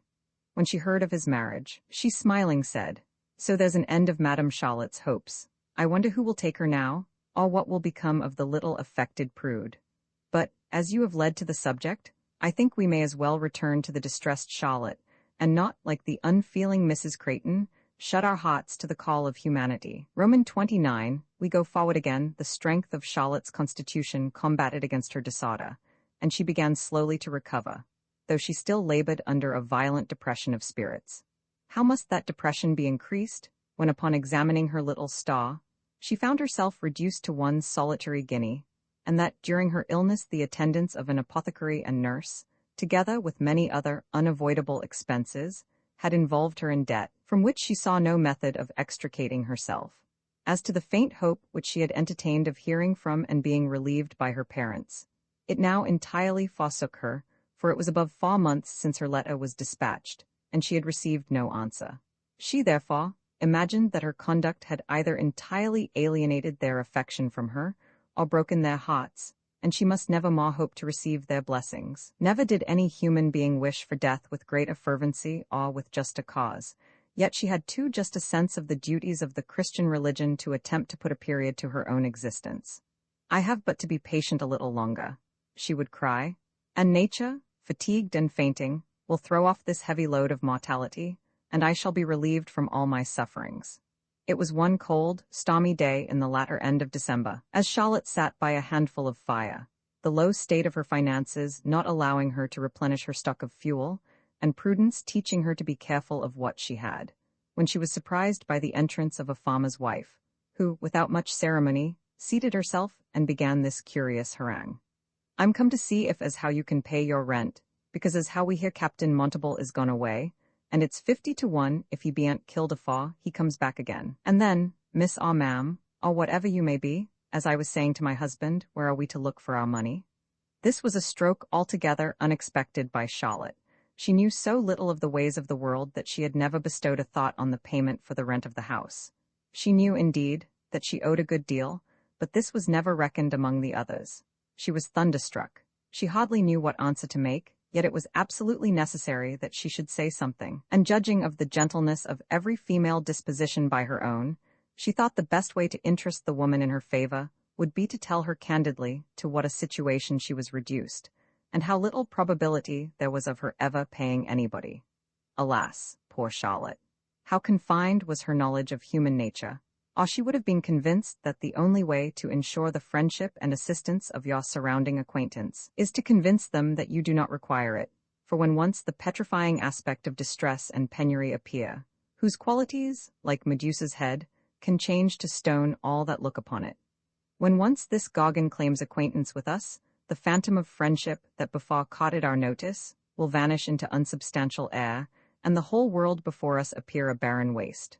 Pardon me, ye dear spirits of benevolence, whose benign smiles and cheerful giving hand have strewed sweet flowers on many a thorny path through which my wayward fate forced me to pass. Think not that in condemning the unfeeling texture of the human heart, I forget the spring from whence flow all the comforts I enjoy. Oh, no, I look up to you as to bright constellations, gathering new splendors from the surrounding darkness. But, whilst I adore the benignant rays that cheered and illumined my heart, I mourn that their influence cannot extend to all the sons and daughters of affliction. Indeed, madam, said poor Charlotte, in a tremulous accent, I am at a loss what to do. Montraville placed me here and promised to defray all my expenses, but he has forgot his promise, he has forsaken me, and I have no friend who has either power or will to relieve me. Let me hope, as you see my unhappy situation, your charity? Charity? Cried the woman, impatiently interrupting her. Charity, indeed. Why, mistress, charity begins at home, and I have 7 children at home, honest, lawful children, and it is my duty to keep them. And do you think I will give away my property to a nasty, impudent hussy to maintain her and her bastard? And I was saying to my husband the other day, what will this world come to? Honest women are nothing nowadays, while the hollowtings are set up for fine ladies, and look upon us no more nor the dirt they walk upon. But let me tell you, my fine-spoken ma'am, I must have my money, So seeing as how you can't pay it, why, you must troop and leave all your fine gimcracks and falderals behind you. I don't ask for no more than my right, and nobody shall dare for to go for to hinder me of it. Oh, heavens! Cried Charlotte, clasping her hands. What will become of me? Come on ye, retorted the unfeeling wretch. Why, go to the barracks and work for a morsel of bread, wash and mend the soldiers' clothes, and cook their victuals, and not expect to live in idleness on honest people's means. Oh, I wish I could see the day when all such cattle were obliged to work hard and eat little. It's only what they deserve. Father of mercy, cried Charlotte, I acknowledge thy correction just, but prepare me, I beseech thee, for the portion of misery thou mayst please to lay upon me. Well, said the woman, I shall go and tell my husband as how you can't pay, and so to see, ma'am, get ready to be packing away this very night, for you should not stay another night in this house, though I were sure you would lay in the street. Charlotte bowed her head in silence, but the anguish of her heart was too great to permit her to articulate a single word. Roman 3 Unexpected misfortunes. My life, said Mr. Eldridge, till within these few years, was marked by no particular circumstance deserving notice. I early embraced the life of a sailor, and have served my king with unremitted ardor for many years. At the age of 25, I married an amiable woman. One son and the girl who just now left us were the fruits of our union. My boy had genius and spirit. I straightened my little income to give him a liberal education, but the rapid progress he made in his studies amply compensated for the inconvenience. At the academy where he received his education, he commenced an acquaintance with a Mr. Lewis, a young man of affluent fortune. As they grew up, their intimacy ripened into friendship, and they became almost inseparable companions. George chose the profession of a soldier. I had neither friends or money to procure him a commission, and had wished him to embrace a nautical life, but this was repugnant to his wishes, and I ceased to urge him on the subject. The friendship subsisting between Lewis and my son was of such a nature as gave him free access to our family, and so specious was his manner that we hesitated not to state to him all our little difficulties in regard to George's future views. He listened to us with attention, and offered to advance any sum necessary for his first setting out. I embraced the offer, and gave him my note for the payment of it, but he would not suffer me to mention any stipulated time, as he said I might do it whenever most convenient to myself. About this time, my dear Lucy returned from school, and I soon began to imagine Lewis looked at her with eyes of affection. I gave my child a caution to beware of him, and to look on her mother as her friend. She was unaffectedly artless, and when, as I suspected, Lewis made professions of love, she confided in her parents, and assured us her heart was perfectly unbiased in his favor, and she would cheerfully submit to our direction. I took an early opportunity of questioning him concerning his intentions toward my child. He gave an equivocal answer, and I forbade him the house. The next day he sent and demanded payment of his money. It was not in my power to comply with the demand. I requested 3 days to endeavor to raise it, determining in that time to mortgage my half-pay and live on a small annuity which my wife possessed, rather than be under any obligation to so worthless a man. But this short time was not allowed me, for that evening, as I was sitting down to supper, unsuspicious of danger, an officer entered and tore me from the embraces of my family. My wife had been for some time in a declining state of health. Ruin at once so unexpected and inevitable was a stroke she was not prepared to bear, and I saw her faint into the arms of our servant as I left my own habitation for the comfortless walls of a prison. My poor Lucy, distracted with her fears for us both, sunk on the floor and endeavored to detain me by her feeble efforts, but in vain. They forced open her arms, she shrieked and fell prostrate. But pardon me, the horrors of that night unmanned me, I cannot proceed. He rose from his seat and walked several times across the room. At length, attaining more composure, he cried, "What a mere infant I am! Why, sir, I never felt thus in the day of battle." "No," said Temple, "but the truly brave soul is tremblingly alive to the feelings of humanity." "True," replied the old man, something like satisfaction dotting across his features, "and painful as these feelings are, I would not exchange them for that topper which the Stoic mistakes for philosophy. How many exquisite delights should I have passed by unnoticed, but for these keen sensations, this quick sense of happiness or misery? Then, let us, my friend, take the cup of life as it is presented to us, tempered by the hand of a wise providence. Be thankful for the good, be patient unto the evil, and presume not to inquire why the latter predominates. This is true philosophy. said Temple. "'Tis the only way to reconcile ourselves to the cross events of life," replied he. "But I forget myself. I will not longer intrude on your patience, but proceed in my melancholy tale. The very evening that I was taken to prison, my son arrived from Ireland, where he had been some time with his regiment. From the distracted expressions of his mother and sister, he learnt by whom I had been arrested, and, late as it was, flew on the wings of wounded affection to the house of his false friend, and earnestly inquired the cause of this cruel conduct. With all the calmness of a cool, deliberate villain, he avowed his passion for Lucy, declared her situation in life would not permit him to marry her, but offered to release me immediately, and make any settlement on her, if George would persuade her to live, as he impiously termed it, a life of honor. Fired at the insult offered to a man and a soldier, my boys struck the villain, and a challenge ensued. He then went to a coffee-house in the neighborhood, and wrote a long, affectionate letter to me, blaming himself severely for having introduced Lewis into the family, or permitted him to confer an obligation which had brought inevitable ruin on us all. He begged me, whatever might be the event of the ensuing morning, not to suffer regret or unavailing sorrow for his fate to increase the anguish of my heart, which he greatly feared was already insupportable. This letter was delivered to me early in the morning. It would be vain to attempt describing my feelings on the perusal of it. Suffice it to say that a merciful providence interposed, and I was for 3 weeks insensible to miseries almost beyond the strength of human nature to support. A fever and strong delirium seized me, and my life was despaired of. At length nature, overpowered with fatigue, gave way to the salutary power of rest, and a quiet slumber of some hours restored me to reason, though the extreme weakness of my frame prevented my feeling my distress so acutely as I otherwise should. The first object that struck me on awaking was Lucy sitting by my bedside. Her pale countenance and sable dress prevented my inquiries for poor George, for the letter I had received from him was the first thing that occurred to my memory. By degrees the rest returned. I recollected being arrested, but could no ways account for being in this apartment, whither they had conveyed me during my illness. I was so weak as to be almost unable to speak. I pressed Lucy's hand, and looked earnestly round the apartment in search of another dear object. "Where is your mother?" said I, faintly. The poor girl could not answer. She shook her head in expressive silence, and throwing herself on the bed, folded her arms about me and burst into tears. "What, both gone?" said I.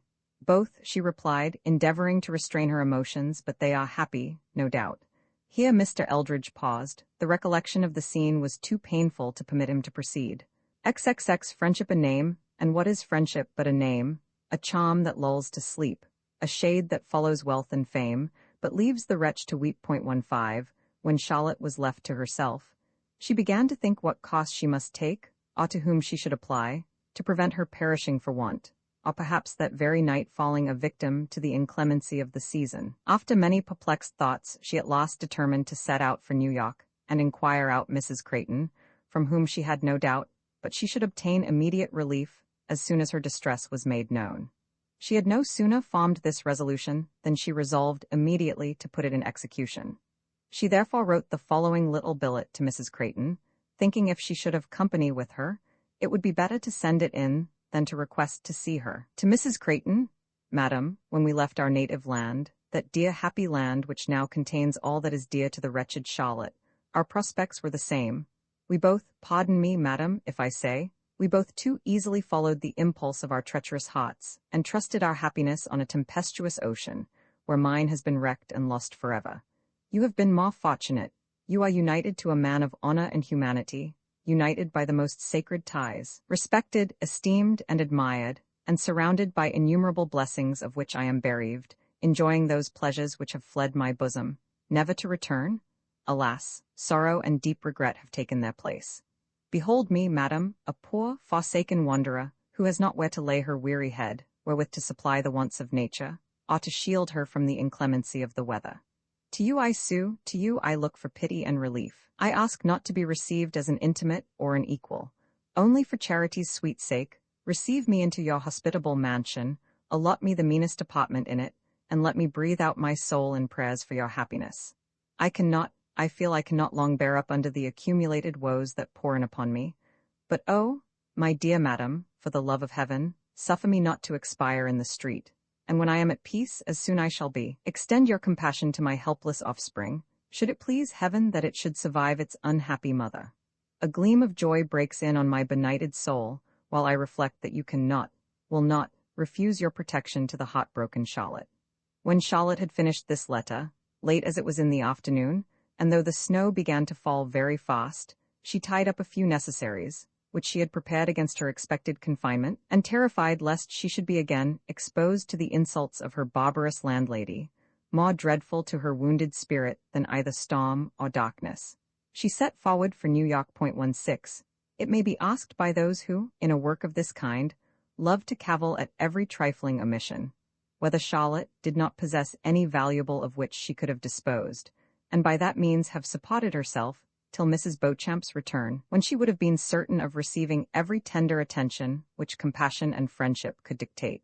But let me entreat these wise, penetrating gentlemen to reflect, that when Charlotte left England, it was in such haste that there was no time to purchase anything more than what was wanted for immediate use on the voyage, and after her arrival at New York, Montraville's affection soon began to decline, so that her whole wardrobe consisted of only necessaries. And as to the baubles with which fond lovers often load their mistresses, she possessed not one, except a plain gold locket of small value, which contained a lock of her mother's hair, and which the greatest extremity of want could not have forced her to part with.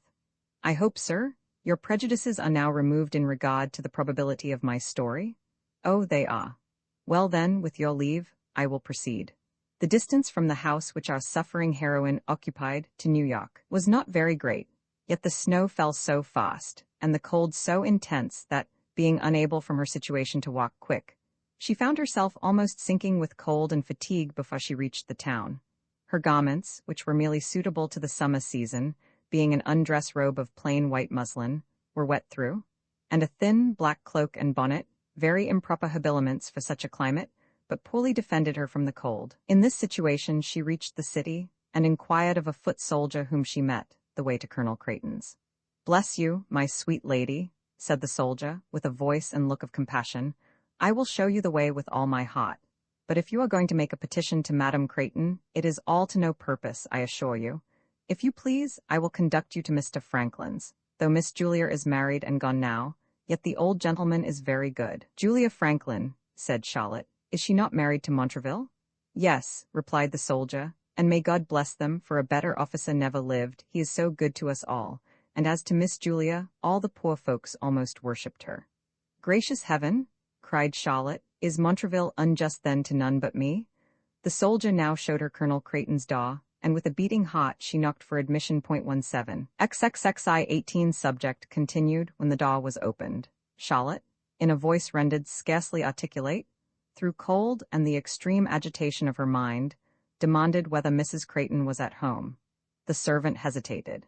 He knew that his lady was engaged at a game of piquet with her dear Corydon, nor could he think she would like to be disturbed by a person whose appearance spoke her of so little consequence as Charlotte. Yet there was something in her countenance that rather interested him in her favor, and he said his lady was engaged, but if she had any particular message he would deliver it. "Take up this letter," said Charlotte. "Tell her the unhappy writer of it waits in the hall for an answer." The tremulous accent, the tearful eye, must have moved any heart not composed of adamant. The man took the letter from the poor suppliant, and hastily ascended the staircase. "A letter, madam," said he, presenting it to his lady. "An immediate answer is required." Mrs. Creighton glanced her eye carelessly over the contents. "What stuff is this?" cried she haughtily. "Have not I told you 1,000 times that I will not be plagued with beggars and petitions from people one knows nothing about? Go tell the woman I can't do anything in it. I'm sorry, but one can't relieve everybody." The servant bowed, and heavily returned with this chilling message to Charlotte. "Surely," said she, "Mrs. Creighton has not read my letter. Go, my good friend, pray, go back to her. Tell her it is Charlotte Temple who requests beneath her hospitable roof to find shelter from the inclemency of the season." "Prithee, don't plague me, man," cried Mrs. Creighton impatiently, as the servant advanced something in behalf of the unhappy girl. "I tell you I don't know her."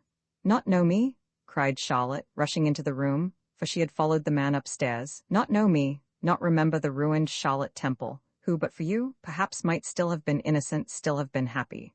Oh, La Rue, this is beyond everything I could have believed possible."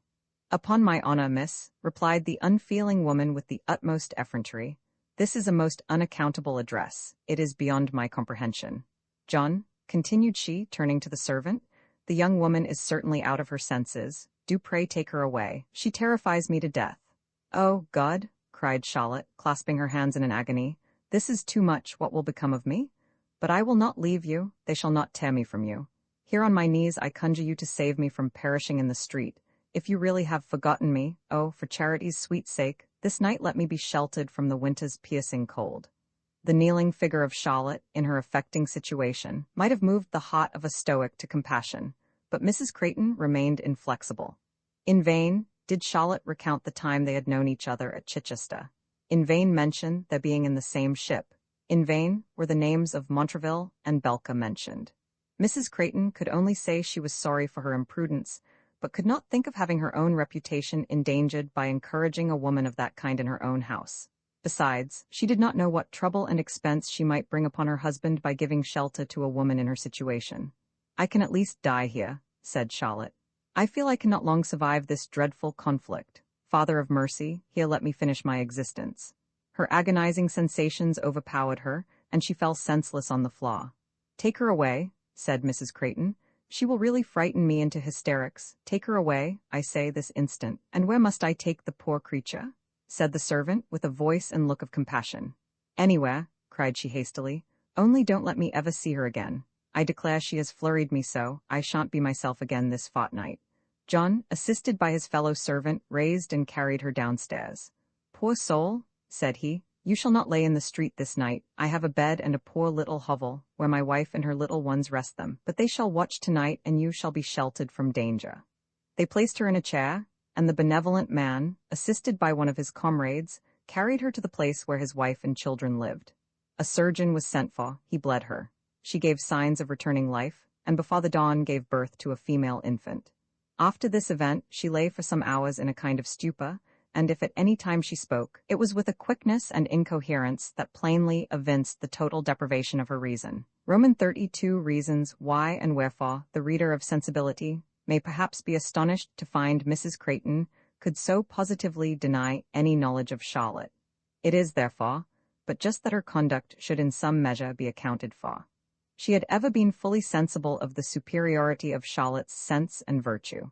She was conscious that she had never swerved from rectitude had it not been for her bad precepts and worse example. These were things as yet unknown to her husband, and she wished not to have that part of her conduct exposed to him, as she had great reason to fear she had already lost considerable part of that power she once maintained over him. She trembled whilst Charlotte was in the house, lest the colonel should return. She perfectly well remembered how much he seemed interested in her favor, whilst on their passage from England, and made no doubt but, should he see her in her present distress, he would offer her an asylum, and protect her to the utmost of his power. In that case, she feared the unguarded nature of Charlotte might discover to the colonel the part she had taken in the unhappy girl's elopement, and she well knew the contrast between her own and Charlotte's conduct would make the former appear in no very respectable light.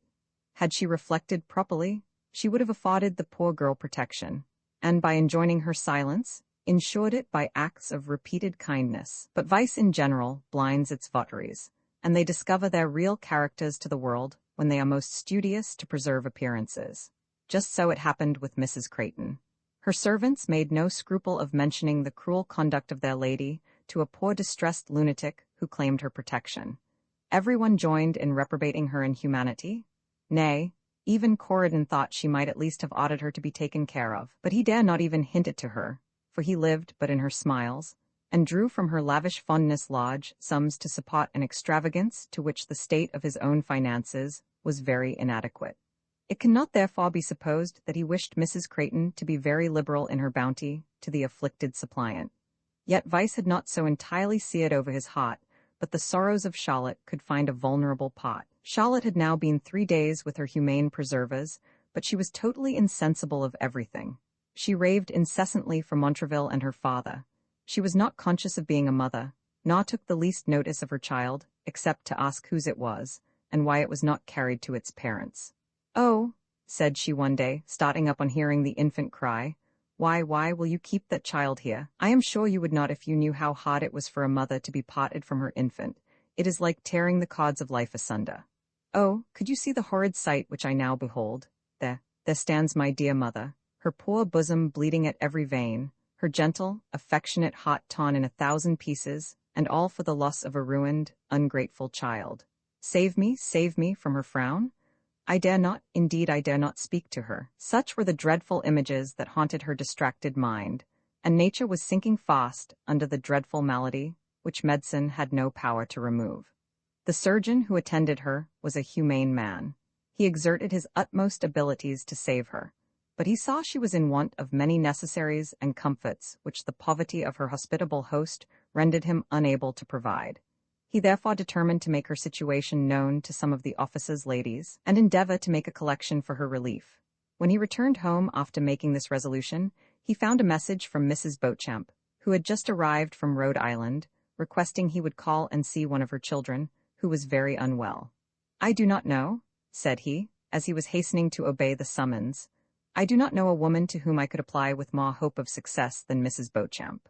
I will endeavor to interest her in this poor girl's behalf. She wants the soothing balm of friendly consolation. We may perhaps save her. We will try, at least. And where is she? Cried Mrs. Beauchamp when he had prescribed something for the child, and told his little pathetic tale. Where is she, sir? We will go to her immediately. Heaven forbid that I should be deaf to the calls of humanity. Come, we will go this instant. Then, seizing the doctor's arm, they sought the habitation that contained the dying Charlotte. Roman 33, which people void of feeling need not read. When Mrs. Beauchamp entered the apartment of the poor sufferer, she started back with horror. On a wretched bed, without hangings and but poorly supplied with covering, lay the emaciated figure of what still retained the semblance of a lovely woman, though sickness had so altered her features that Mrs. Beauchamp had not the least recollection of her person. In one corner of the room stood a woman washing, and shivering over a small fire, 2 healthy but half-naked children. The infant was asleep beside its mother, and on a chair by the bedside stood a porringer and wooden spoon containing a little gruel, and a teacup with about 2 spoonfuls of wine in it. Mrs. Beauchamp had never before beheld such a scene of poverty. She shuddered involuntarily, and exclaiming, "Heaven preserve us!" leaned on the back of a chair, ready to sink to the earth. The doctor repented having so precipitately brought her into this affecting scene, but there was no time for apologies. Charlotte caught the sound of her voice, and starting almost out of bed, exclaimed, "Angel of peace and mercy, art thou come to deliver me? Oh, I know you are, for whenever you was near me, I felt eased of half my sorrows. But you don't know me, nor can I, with all the recollection I am mistress of, remember your name just now. But I know that benevolent countenance and the softness of that voice, which has so often comforted the wretched Charlotte." Mrs. Beauchamp had, during the time Charlotte was speaking, seated herself on the bed, and taking one of her hands she looked at her attentively, and at the name of Charlotte she perfectly conceived the whole shocking affair. A faint sickness came over her. "Gracious heaven," said she, "is this possible?" And bursting into tears, she reclined the burning head of Charlotte on her own bosom, and folding her arms about her, wept over her in silence. "Oh," said Charlotte, "you are very good to weep thus for me. It is a long time since I shed a tear for myself. My head and heart are both on fire, but these tears of yours seem to cool and refresh it. Oh, now I remember you said you would send a letter to my poor father. Do you think he ever received it? Or perhaps you have brought me an answer. Why don't you speak, madam? Does he say I may go home? Well, he is very good. I shall soon be ready." She then made an effort to get out of bed, but being prevented, her frenzy again returned, and she raved with the greatest wildness and incoherence. Mrs. Beauchamp, finding it was impossible for her to be removed, contented herself with ordering the apartment to be made more comfortable, and procuring a proper nurse for both mother and child, and having learned the particulars of Charlotte's fruitless application to Mrs. Creighton from honest John, she amply rewarded him for his benevolence, and returned home with a heart oppressed with many painful sensations, but yet rendered easy by the reflection that she had performed her duty toward a distressed fellow creature. Early the next morning she again visited Charlotte, and found her tolerably composed. She called her by name, thanked her for her goodness, and when her child was brought to her, pressed it in her arms, wept over it, and called it the offspring of disobedience.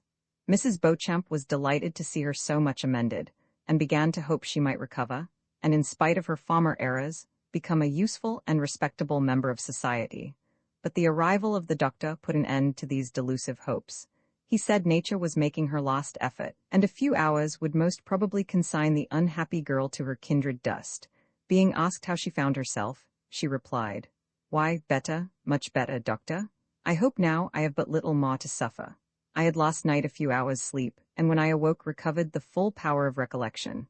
I am quite sensible of my weakness. I feel I have but little longer to combat with the shafts of affliction. I have an humble confidence in the mercy of him who died to save the world, and trust that my sufferings in this state of mortality, joined to my unfeigned repentance through his mercy, have blotted my offenses from the sight of my offended Maker. I have but one care, my poor infant, Father of mercy?" Continued she, raising her eyes, "of thy infinite goodness, grant that the sins of the parent be not visited on the unoffending child. May those who taught me to despise thy laws be forgiven. Lay not my offenses to their charge, I beseech thee, and shower the choicest of thy blessings on those whose pity has soothed the afflicted heart, and made easy even the bed of pain and sickness." She was exhausted by this fervent address to the throne of mercy, and though her lips still moved, her voice became inarticulate. She lay for some time, as it were, in a doze, and then recovering, faintly pressed Mrs. Beauchamp's hand, and requested that a clergyman might be sent for. On his arrival, she joined fervently in the pious office, frequently mentioning her ingratitude to her parents as what lay most heavy at her heart. When she had performed the last solemn duty, and was preparing to lie down, a little bustle on the outside door occasioned Mrs. Beauchamp to open it and inquire the cause. A man, in appearance about 40, presented himself, and asked for Mrs. Beauchamp. "That is my name, sir," said she. "Oh, then, my dear madam," cried he, "tell me where I may find my poor, ruined, but repentant child." Mrs. Beauchamp was surprised and affected. She knew not what to say. She foresaw the agony this interview would occasion Mr. Temple, who had just arrived in search of his Charlotte, and yet was sensible that the pardon and blessing of her father would soften even the agonies of death to the daughter. She hesitated. "Tell me, madam," cried he wildly, "tell me, I beseech thee, does she live? Shall I see my darling once again? Perhaps she is in this house. Lead me to her that I may bless her, and then lie down and die." The ardent manner in which he uttered these words occasioned him to raise his voice. It caught the ear of Charlotte. She knew the beloved sound, and uttering a loud shriek, she sprang forward as Mr. Temple entered the room. "My adored father, my long-lost child." Nature could support no more, and they both sunk lifeless into the arms of the attendants. Charlotte was again put into bed, and a few moments restored Mr. Temple. But to describe the agony of his sufferings is past the power of anyone, who, though they may readily conceive, cannot delineate the dreadful scene. Every eye gave testimony of what each heart felt, but all were silent. When Charlotte recovered, she found herself supported in her father's arms. She cast on him a most expressive look, but was unable to speak. A reviving cordial was administered. She then asked in a low voice for her child. It was brought to her. She put it in her father's arms. "Protect her," said she, "and bless your dying." Unable to finish the sentence, she sunk back on her pillow. Her countenance was serenely composed. She regarded her father as he pressed the infant to his breast with a steadfast look. A sudden beam of joy passed across her languid features. She raised her eyes to heaven, and then closed them forever. Roman 34 retribution in the meantime. Montraville, having received orders to return to New York, arrived, and having still some remains of compassionate tenderness for the woman whom he regarded as brought to shame by himself, he went out in search of Belka, to inquire whether she was safe, and whether the child lived. He found him immersed in dissipation, and could gain no other intelligence than that Charlotte had left him, and that he knew not what was become of her. "I cannot believe it possible," said Montraville, "that a mind once so pure as Charlotte Temple's should so suddenly become the mansion of vice. Beware, Belka," continued he, "beware if you have dared to behave either unjustly or dishonorably to that poor girl, your life shall pay the forfeit. I will revenge her cause." He immediately went into the country, to the house where he had left Charlotte. It was desolate. After much inquiry, he at length found the servant girl who had lived with her. From her he learnt the misery Charlotte had endured from the complicated evils of illness, poverty, and a broken heart, and that she had set out on foot for New York on a cold winter's evening, but she could inform him no further. Tortured almost to madness by this shocking account, he returned to the city, but before he reached it, the evening was drawing to a close. In entering the town, he was obliged to pass several little huts, 19 the residences of poor women, who supported themselves by washing the clothes of the officers and soldiers. It was nearly dark, He heard from a neighboring steeple a solemn toll that seemed to say, some poor mortal was going to their last mansion. The sound struck on the heart of Montraville, and he involuntarily stopped, when from one of the houses he saw the appearance of a funeral. Almost unknowing what he did, he followed at a small distance, and as they let the coffin into the grave, he inquired of a soldier, who stood by, and had just brushed off a tear that did honor to his heart, who it was that was just buried. "And please your honor," said the man, "'tis a poor girl that was brought from her friends by a cruel man, who left her when she was big with child and married another." Montraville stood motionless, and the man proceeded. "I met her myself, not a fortnight since, one night, all wet and cold in the streets. She went to Madame Creighton's, but she would not take her in, and so the poor thing went raving mad." Montraville could bear no more. He struck his hands against his forehead with violence, and exclaiming, "Poor murdered Charlotte," ran with precipitation towards the place where they were heaping the earth on her remains. "Hold, hold, one moment," said he, "close not the grave of the injured Charlotte Temple, till I have taken vengeance on her murderer." "Rash young man," said Mr. Temple, "who art thou that thus disturbest the last mournful rites of the dead, and rudely breakest in upon the grief of an afflicted father?" "If thou art the father of Charlotte Temple," said he, gazing at him with mingled horror and amazement, "if thou art her father, I am Montraville." Then, falling on his knees, he continued, "Here is my bosom. I bear it to receive the stroke I merit. Strike, strike now, and save me from the misery of reflection." "Alas," said Mr. Temple, "if thou wert the seducer of my child, thy own reflections be thy punishment. I wrest not the power from the hand of omnipotence. Look on that little heap of earth. There hast thou buried the only joy of a fond father. Look at it often, and may thy heart feel such true sorrow as shall merit the mercy of heaven." He turned from him, and Montraville, starting up from the ground where he had thrown himself, and at that instant remembering the perfidy of Belka, flew like lightning to his lodgings. Belka was intoxicated, Montraville impetuous, they fought, and the sword of the latter entered the heart of his adversary. He fell, and expired almost instantly. Montraville had received a slight wound, and, overcome with the agitation of his mind and loss of blood, was carried in a state of insensibility to his distracted wife. A dangerous illness and obstinate delirium ensued, during which he raved incessantly for Charlotte, but a strong constitution and the tender assiduities of Julia in time overcame the disorder.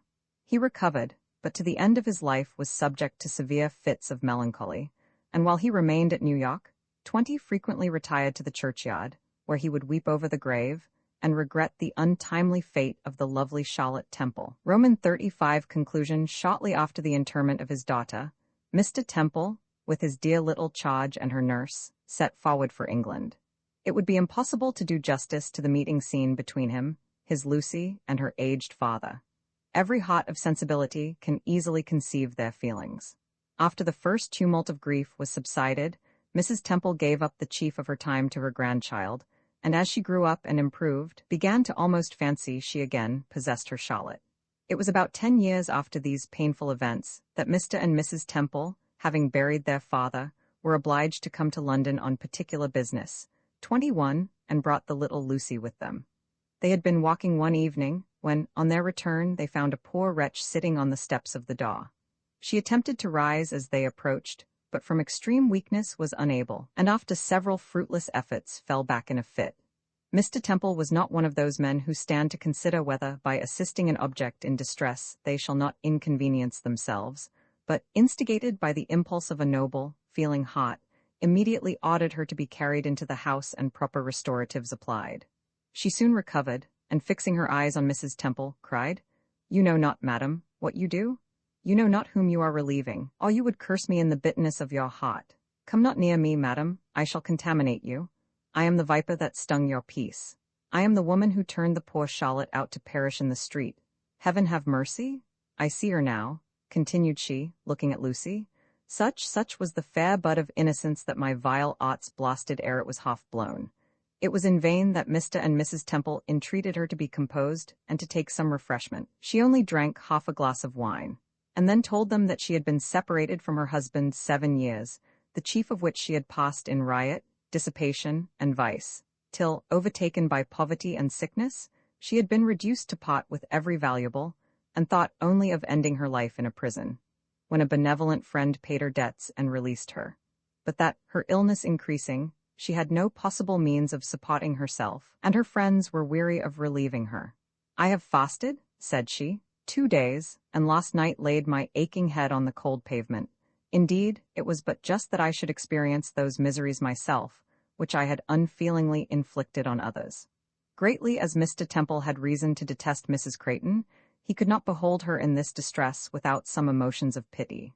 He gave her shelter that night beneath his hospitable roof, and the next day got her admission into an hospital, where, having lingered a few weeks, she died, a striking example that vice, however prosperous in the beginning, in the end leads only to misery and shame. Roman for change of fortune, it was some days, continued Mr. Eldridge, recovering himself, before I could venture to inquire the particulars of what had happened during my illness.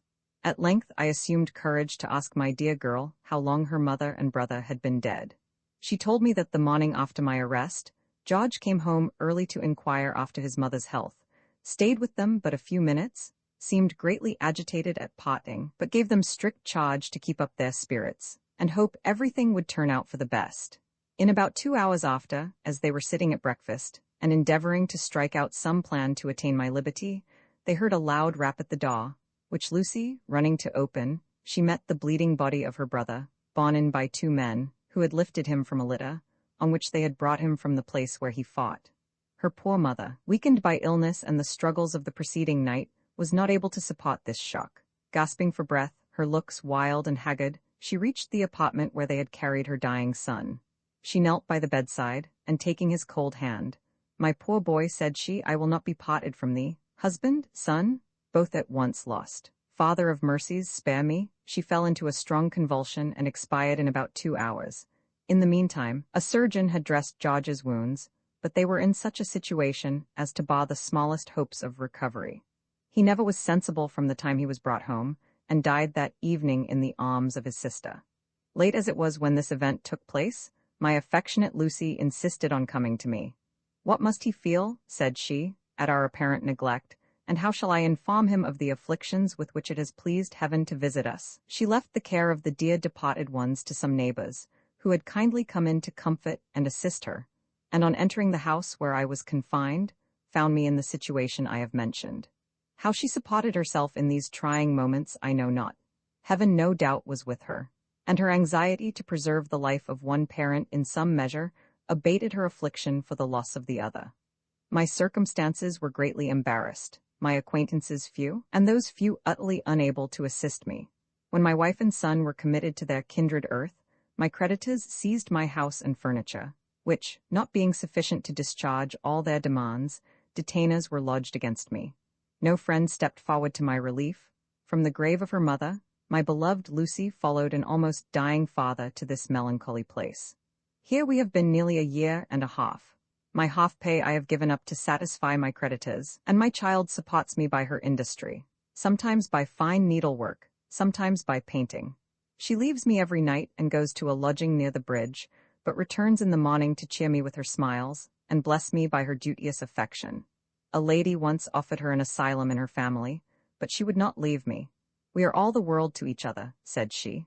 "I thank God I have health and spirits to improve the talents with which nature has endowed me, and I trust, if I employ them in the support of a beloved parent, I shall not be thought an unprofitable servant. While he lives, I pray for strength to pursue my employment, and when it pleases Heaven to take one of us, may it give the survivor resignation to bear the separation as we ought. Till then I will never leave him." "But where is this inhuman persecutor?" said Temple. "He has been abroad ever since," replied the old man, "but he has left orders with his lawyer never to give up the note until the utmost farthing is paid." "And how much is the amount of your debts in all?" said Temple. £500, he replied. Temple started. It was more than he expected. "But something must be done," said he. "That sweet maid must not wear out her life in a prison. I will see you again tomorrow, my friend," said he, shaking Eldridge's hand. "Keep up your spirits. Light and shade are not more happily blended than are the pleasures and pains of life, and the horrors of the one serve only to increase the splendor of the other." "You never lost a wife and son," said Eldridge. "No," replied he, "but I can feel for those that have." Eldridge pressed his hand as they went toward the door, and they parted in silence. When they got without the walls of the prison, Temple thanked his friend Blakeney III for introducing him to so worthy a character, and, telling him he had a particular engagement in the city, wished him a good evening. "And what is to be done for this distressed man?" said Temple, as he walked up Ludgate Hill. "Would to heaven I had a fortune that would enable me instantly to discharge his debt." What exquisite transport, to see the expressive eyes of Lucy beaming at once with pleasure for her father's deliverance and gratitude for her deliverer. "But is not my fortune affluence," continued he, "nay, superfluous wealth, when compared to the extreme indigence of Eldridge? And what have I done to deserve ease and plenty, while a brave, worthy officer starves in a prison? 300 a year is surely sufficient for all my wants and wishes. At any rate, Eldridge must be relieved. When the heart has will, the hands can soon find means to execute a good action." Temple was a young man, his feelings warm and impetuous, unacquainted with the world. His heart had not been rendered callous by being convinced of its fraud and hypocrisy. He pitied their sufferings, overlooked their faults, thought every bosom as generous as his own, and would cheerfully have divided his lost guinea with an unfortunate fellow creature. No wonder, then, that such a man, without waiting a moment for the interference of Madame Prudence, should resolve to raise money sufficient for the relief of Eldridge, by mortgaging part of his fortune. We will not inquire too minutely into the cause which might actuate him in this instance. Suffice it to say, he immediately put the plan in execution, and in 3 days from the time he first saw the unfortunate lieutenant, he had the superlative felicity of seeing him at liberty, and receiving an ample reward in the tearful eye and half-articulated thanks of the grateful Lucy. "And pray, young man," said his father to him one morning, "what are your designs in visiting thus constantly that old man and his daughter?" Temple was at a loss for a reply. He had never asked himself the question. He hesitated, and his father continued, "It was not till within these few days that I heard in what manner your acquaintance first commenced, and cannot suppose anything but attachment to the daughter could carry you such imprudent lengths for the father. It certainly must be her art that drew you in to mortgage part of your fortune." "Art, sir?" cried Temple eagerly. "Lucy Eldridge is as free from aught as she is from every other era." "She is everything that is amiable and lovely," said his father, interrupting him ironically. "No doubt, in your opinion, she is a pattern of excellence for all her sex to follow. But come, sir, pray tell me, what are your designs toward this paragon? I hope you do not intend to complete your folly by marrying her. Were my fortune such as would support her according to her merit, I don't know a woman more formed to ensure happiness in the married state." "Then prithee, my dear lad," said his father, "since your rank and fortune are so much beneath what your princess might expect, be so kind as to turn your eyes on Miss Weatherby, who, having only an estate of 3,000 a year, is more upon a level with you, and whose father yesterday solicited the mighty honor of your alliance. I shall leave you to consider on this offer, and pray remember that your union with Miss Weatherby will put it in your power to be more liberally the friend of Lucy Eldridge." The old gentleman walked in a stately manner out of the room, and Temple stood almost petrified with astonishment, contempt, and rage. Such things are Miss Weatherby, was the only child of a wealthy man, almost idolized by her parents, flattered by her dependents, and never contradicted, even by those who called themselves her friends. I cannot give a better description than by the following lines: "The lovely maid whose form and face nature has decked with every grace, but in whose breast no virtues glow, whose heart ne'er felt another's woe, whose hand ne'er smoothed the bed of pain, or eased the captive's galling chain, but like the tulip caught the eye, born just to be admired and die. When gone, no one regrets its loss or scarce remembers that it was point for such was Miss Weatherby. Her form lovely as nature could make it, but her mind uncultivated, her heart unfeeling, her passions impetuous, and her brain almost turned with flattery, dissipation, and pleasure. And such was the girl whom a partial grandfather left independent mistress of the fortune before mentioned. She had seen Temple frequently, and fancying she could never be happy without him, nor once imagining he could refuse a girl of her beauty and fortune, she prevailed on her fond father to offer the alliance to the old 5 Earl of D., Mr. Temple's father. The Earl had received the offer courteously. He thought it a great match for Henry, and was too fashionable a man to suppose a wife could be any impediment to the friendship he professed for Eldridge and his daughter. Unfortunately for Temple, he thought quite otherwise. The conversation he had just had with his father discovered to him the situation of his heart, and he found that the most affluent fortune would bring no increase of happiness unless Lucy Eldridge shared it with him, and the knowledge of the purity of her sentiments and the integrity of his own heart made him shudder at the idea his father had started, of marrying a woman for no other reason than because the affluence of her fortune would enable him to injure her by maintaining in splendor the woman to whom his heart was devoted. He therefore resolved to refuse Miss Weatherby, and, be the event what it might, offer his heart and hand to Lucy Eldridge. Full of this determination, he sought his father, declared his resolution, and was commanded never more to appear in his presence. Temple bowed. His heart was too full to permit him to speak. He left the house precipitately, and hastened to relate the cause of his sorrows to his good old friend and his amiable daughter. In the meantime, the Earl, vexed to the soul that such a fortune should be lost, determined to offer himself a candidate for Miss Weatherby's favor. What wonderful changes are wrought by that reigning power, ambition? The lovesick girl, when first she heard of Temple's refusal, wept, raved, tore her hair, and vowed to found a Protestant nunnery with her fortune, and by commencing abbess, shut herself up from the sight of cruel, ungrateful man forever. Her father was a man of the world. He suffered this first transport to subside, and then very deliberately unfolded to her the offers of the old earl, expatiated on the many benefits arising from an elevated title, painted in glowing colors the surprise and vexation of Temple when he should see her figuring as a countess and his stepmother, and begged her to consider well before she made any rash vows. The distressed fair one dried her tears, listened patiently, and at length declared she believed the surest method to revenge the slight put on her by the son would be to accept the father. So said, so done, and in a few days she became the Countess D. Temple heard the news with emotion. He had lost his father's favor by avowing his passion for Lucy, and he saw now there was no hope of regaining it. "But he shall not make me miserable," said he.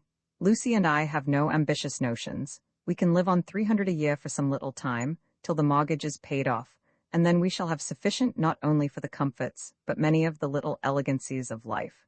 We will purchase a little cottage, my Lucy," said he, "and thither with your reverend father we will retire. We will forget there are such things as splendor, profusion, and dissipation. We will have some cows, and you shall be queen of the dairy. In the morning, while I look after my garden, you shall take a basket on your arm, and sally forth to feed your poultry. And as they flutter round you in token of humble gratitude, your father shall smoke his pipe in a woodbine alcove, and viewing the serenity of your countenance, feel such real pleasure dilate his own heart as shall make him forget he had ever been unhappy." Lucy smiled, and Temple saw it was a smile of approbation. He sought and found a cottage suited to his taste. Thither, attended by Love and Hymen, the happy trio retired, where, during many years of uninterrupted felicity, they cast not a wish beyond the little boundaries of their own tenement. Plenty and her handmaid, Prudence, presided at their board. Hospitality stood at their gate. Peace smiled on each face, content reigned in each heart, and love and health strewed roses on their pillows. Such were the parents of Charlotte Temple, who was the only pledge of their mutual love, and who, at the earnest entreaty of a particular friend, was permitted to finish the education her mother had begun, at Madame Dupont's school, where we first introduced her to the acquaintance of the reader. An intriguing teacher, Madame Dupont, was a woman every way calculated to take the care of young ladies, had that care entirely devolved on herself. But it was impossible to attend the education of a numerous school without proper assistants, and those assistants were not always the kind of people whose conversation and morals were exactly such as parents of delicacy and refinement would wish a daughter to copy. Among the teachers at Madame Dupont's school was Mademoiselle Leroux, who added to a pleasing person and insinuating address, a liberal education, and the manners of a gentlewoman. She was recommended to the school by a lady whose humanity overstepped the bounds of discretion, for though she knew Miss Leroux had eloped from a convent with a young officer, and on coming to England had lived with several different men in open defiance of all moral and religious duties. Yet, finding her reduced to the most abject want, and believing the penitence which she professed to be sincere, she took her into her own family, and from thence recommended her to Madame Dupont, as thinking the situation more suitable for a woman of her abilities. But Mademoiselle possessed too much of the spirit of intrigue to remain long without adventures. At church, where she constantly appeared, her person attracted the attention of a young man who was upon a visit at a gentleman's seat in the neighborhood. She had met him several times clandestinely, and being invited to come out that evening and eat some fruit and pastry in a summer house belonging to the gentleman he was visiting, and requested to bring some of the ladies with her, Charlotte being her favorite, was fixed on to accompany her. The mind of youth eagerly catches at promised pleasure. Pure and innocent by nature, it thinks not of the dangers lurking beneath those pleasures till too late to avoid them. When Mademoiselle asked Charlotte to go with her, she mentioned the gentleman as a relation, and spoke in such high terms of the elegance of his gardens, the sprightliness of his conversation, and the liberality with which he ever entertained his guests, that Charlotte thought only of the pleasure she should enjoy in the visit, not on the imprudence of going without her governess' knowledge, or of the danger to which she exposed herself in visiting the house of a gay young man of fashion. Madame Dupont was gone out for the evening, and the rest of the ladies retired to rest, when Charlotte and the teacher stole out at the back gate, and in crossing the field, were accosted by Montraville, as mentioned in the first chapter. Charlotte was disappointed in the pleasure she had promised herself from this visit. The levity of the gentlemen and the freedom of their conversation disgusted her. She was astonished at the liberties Mademoiselle permitted them to take, grew thoughtful and uneasy, and haughtily wished herself at home again, in her own chamber. Perhaps one cause of that wish might be an earnest desire to see the contents of the letter which had been put into her hand by Montraville. Any reader, who has the least knowledge of the world, will easily imagine the letter was made up of encomiums on her beauty, and vows of everlasting love and constancy. Nor will he be surprised that a heart open to every gentle, generous sentiment should feel itself warmed by gratitude for a man who professed to feel so much for her. Nor is it improbable but her mind might revert to the agreeable person and martial appearance of Montraville. In affairs of love, a young heart is never in more danger than when attempted by a handsome young soldier. A man of an indifferent appearance will, when arrayed in a military habit, show to advantage, but when beauty of person, elegance of manner, and an easy method of paying compliments are united to the scarlet coat, smart cockade, and military sash, well a day for the poor girl who gazes on him. She is in imminent danger, but if she listens to him with pleasure, 'tis all over with her, and from that moment she has neither eyes nor ears for any other object. Now, my dear sober matron, if a sober matron should deign to turn over these pages, before she trusts them to the eye of a darling daughter, let me entreat you not to put on a grave face and throw down the book in a passion, and declare 'tis enough to turn the heads of half the girls in England. I do solemnly protest, my dear madam, I mean no more by what I have here advanced than to ridicule those romantic girls who foolishly imagine a red coat and silver epaulette constitute the fine gentleman, and should that fine gentleman make half a dozen fine speeches to them, they will imagine themselves so much in love as to fancy it a meritorious action to jump out of a two-pair of stairs window, abandon their friends, and trust entirely to the honor of a man who, perhaps, hardly knows the meaning of the word, and if he does, will be too much the modern man of refinement to practice it in their favor. Gracious heaven, when I think on the miseries that must rend the heart of a doting parent, when he sees the darling of his age at first seduced from his protection, and afterward abandoned by the very wretch whose promises of love decoyed her from the paternal roof, when he sees her poor and wretched, her bosom torn between remorse for her crime and love for her vile betrayer, when fancy paints to me the good old man stooping to raise the weeping penitent, while every tear from her eye is numbered by drops from his bleeding heart, my bosom glows with honest indignation, and I wish for power to extirpate those monsters of seduction from the earth. Oh, my dear girls, for to such only am I writing, listen not to the voice of love, unless sanctioned by paternal approbation. Be assured, it is now past the days of romance. No woman can be run away with contrary to her own inclination. Then kneel down each morning, and request kind heaven to keep you free from temptation, or should it please to suffer you to be tried, pray for fortitude to resist the impulse of inclination, when it runs counter to the precepts of religion and virtue. Romans 7 Natural sense of propriety inherent in the female bosom. I cannot think we have done exactly right in going out this evening, mademoiselle, said Charlotte, seating herself, when she entered her apartment. Nay, I am sure it was not right, for I expected to be very happy, but was sadly disappointed. It was your own fault, then, replied mademoiselle, for I am sure my cousin omitted nothing that could serve to render the evening agreeable. True, said Charlotte, but I thought the gentlemen were very free in their manner. I wonder you would suffer them to behave as they did. Prithee, don't be such a foolish little prude, said the artful woman, affecting anger. I invited you to go in hopes it would divert you, and be an agreeable change of scene. However, if your delicacy was hurt by the behavior of the gentleman, You need not go again, so they'll let it rest. I do not intend to go again, said Charlotte, gravely, taking off her bonnet and beginning to prepare for bed. I am sure, if Madame Dupont knew we had been out tonight, she would be very angry, and it is 10 to 1 but she hears of it by some means or other. Nay, miss, said Leroux, perhaps your mighty sense of propriety may lead you to tell her yourself, and in order to avoid the censure you would incur, should she hear of it by accident, throw the blame on me, but I confess I deserve it. It will be a very kind return for that partiality which led me to prefer you before any of the rest of the ladies, but perhaps it will give you pleasure, continued she, letting fall some hypocritical tears, to see me deprived of bread, and for an action which by the most rigid could only be esteemed an inadvertency, lose my place and character, and be driven again into the world, where I have already suffered all the evils attendant on poverty. This was touching Charlotte in the most vulnerable part. She rose from her seat, and taking Mademoiselle's hand, "You know, my dear Leroux," said she, "I love you too well to do anything that would injure you in my governess' opinion. I am only sorry we went out this evening." "I don't believe it, Charlotte," said she, assuming a little vivacity, "for if you had not gone out, you would not have seen the gentleman who met us crossing the field, and I rather think you were pleased with his conversation." "I had seen him once before," replied Charlotte, "and thought him an agreeable man, and you know one is always pleased to see a person with whom one has passed several cheerful hours.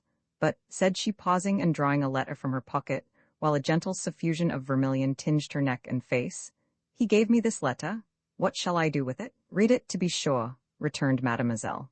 "I am afraid I ought not," said Charlotte. "My mother has often told me I should never read a letter given me by a young man without first giving it to her." "Laud bless you, my dear girl," cried the teacher, smiling. "Have you a mind to be in leading strings all your lifetime? Prithee, open the letter, read it, and judge for yourself. If you show it your mother, the consequence will be, you will be taken from school, and a strict guard kept over you, so you will stand no chance of ever seeing the smart young officer again." "I should not like to leave school yet," replied Charlotte, "till I have attained a greater proficiency in my Italian and music. But you can, if you please, mademoiselle, take the letter back to Montraville, and tell him I wish him well, but cannot, with any propriety, enter into a clandestine correspondence with him." She laid the letter on the table, and began to undress herself. "Well," said Leroux, "I vow you are an unaccountable girl. Have you no curiosity to see the inside now? For my part, I could no more let a letter addressed to me lie unopened so long than I could work miracles. He writes a good hand," continued she, turning the letter to look at the superscription. "'Tis well enough," said Charlotte, drawing it toward her. "He is a genteel young fellow," said Leroux carelessly, folding up her apron at the same time, "but I think he is marked with the smallpox." "Oh, you are greatly mistaken," said Charlotte, eagerly. "He has a remarkable clear skin and fine complexion. His eyes, if I could judge by what I saw," said Leroux, "are gray and one expression." "By no means," replied Charlotte. "They are the most expressive eyes I ever saw." "Well, child, whether they are gray or black is of no consequence. You have determined not to read his letter, so it is likely you will never either see or hear from him again." Charlotte took up the letter, and Mademoiselle continued, "He is most probably going to America, and if ever you should hear any account of him, it may possibly be that he is killed. And though he loved you ever so fervently, though his last breath should be spent in a prayer for your happiness, it can be nothing to you. You can feel nothing for the fate of the man whose letters you will not open, and whose sufferings you will not alleviate, by permitting him to think you would remember him when absent and pray for his safety." Charlotte still held the letter in her hand. Her heart swelled at the conclusion of Mademoiselle's speech, and a tear dropped upon the wafer that closed it. "The wafer is not dry yet," said she, "and sure there can be no great harm." She hesitated. Leroux was silent. "I may read it, mademoiselle, and return it afterward." "Certainly," replied mademoiselle. "At any rate, I am determined not to answer it," continued Charlotte, as she opened the letter. "Here let me stop to make one remark, and trust me, my very heart aches while I write it. But certain I am that when once a woman has stifled the sense of shame in her own bosom, when once she has lost sight of the basis on which reputation, honor, everything that should be dear to the female heart, rests, she grows hardened in guilt, and will spare no pains to bring down innocence and beauty to the shocking level with herself.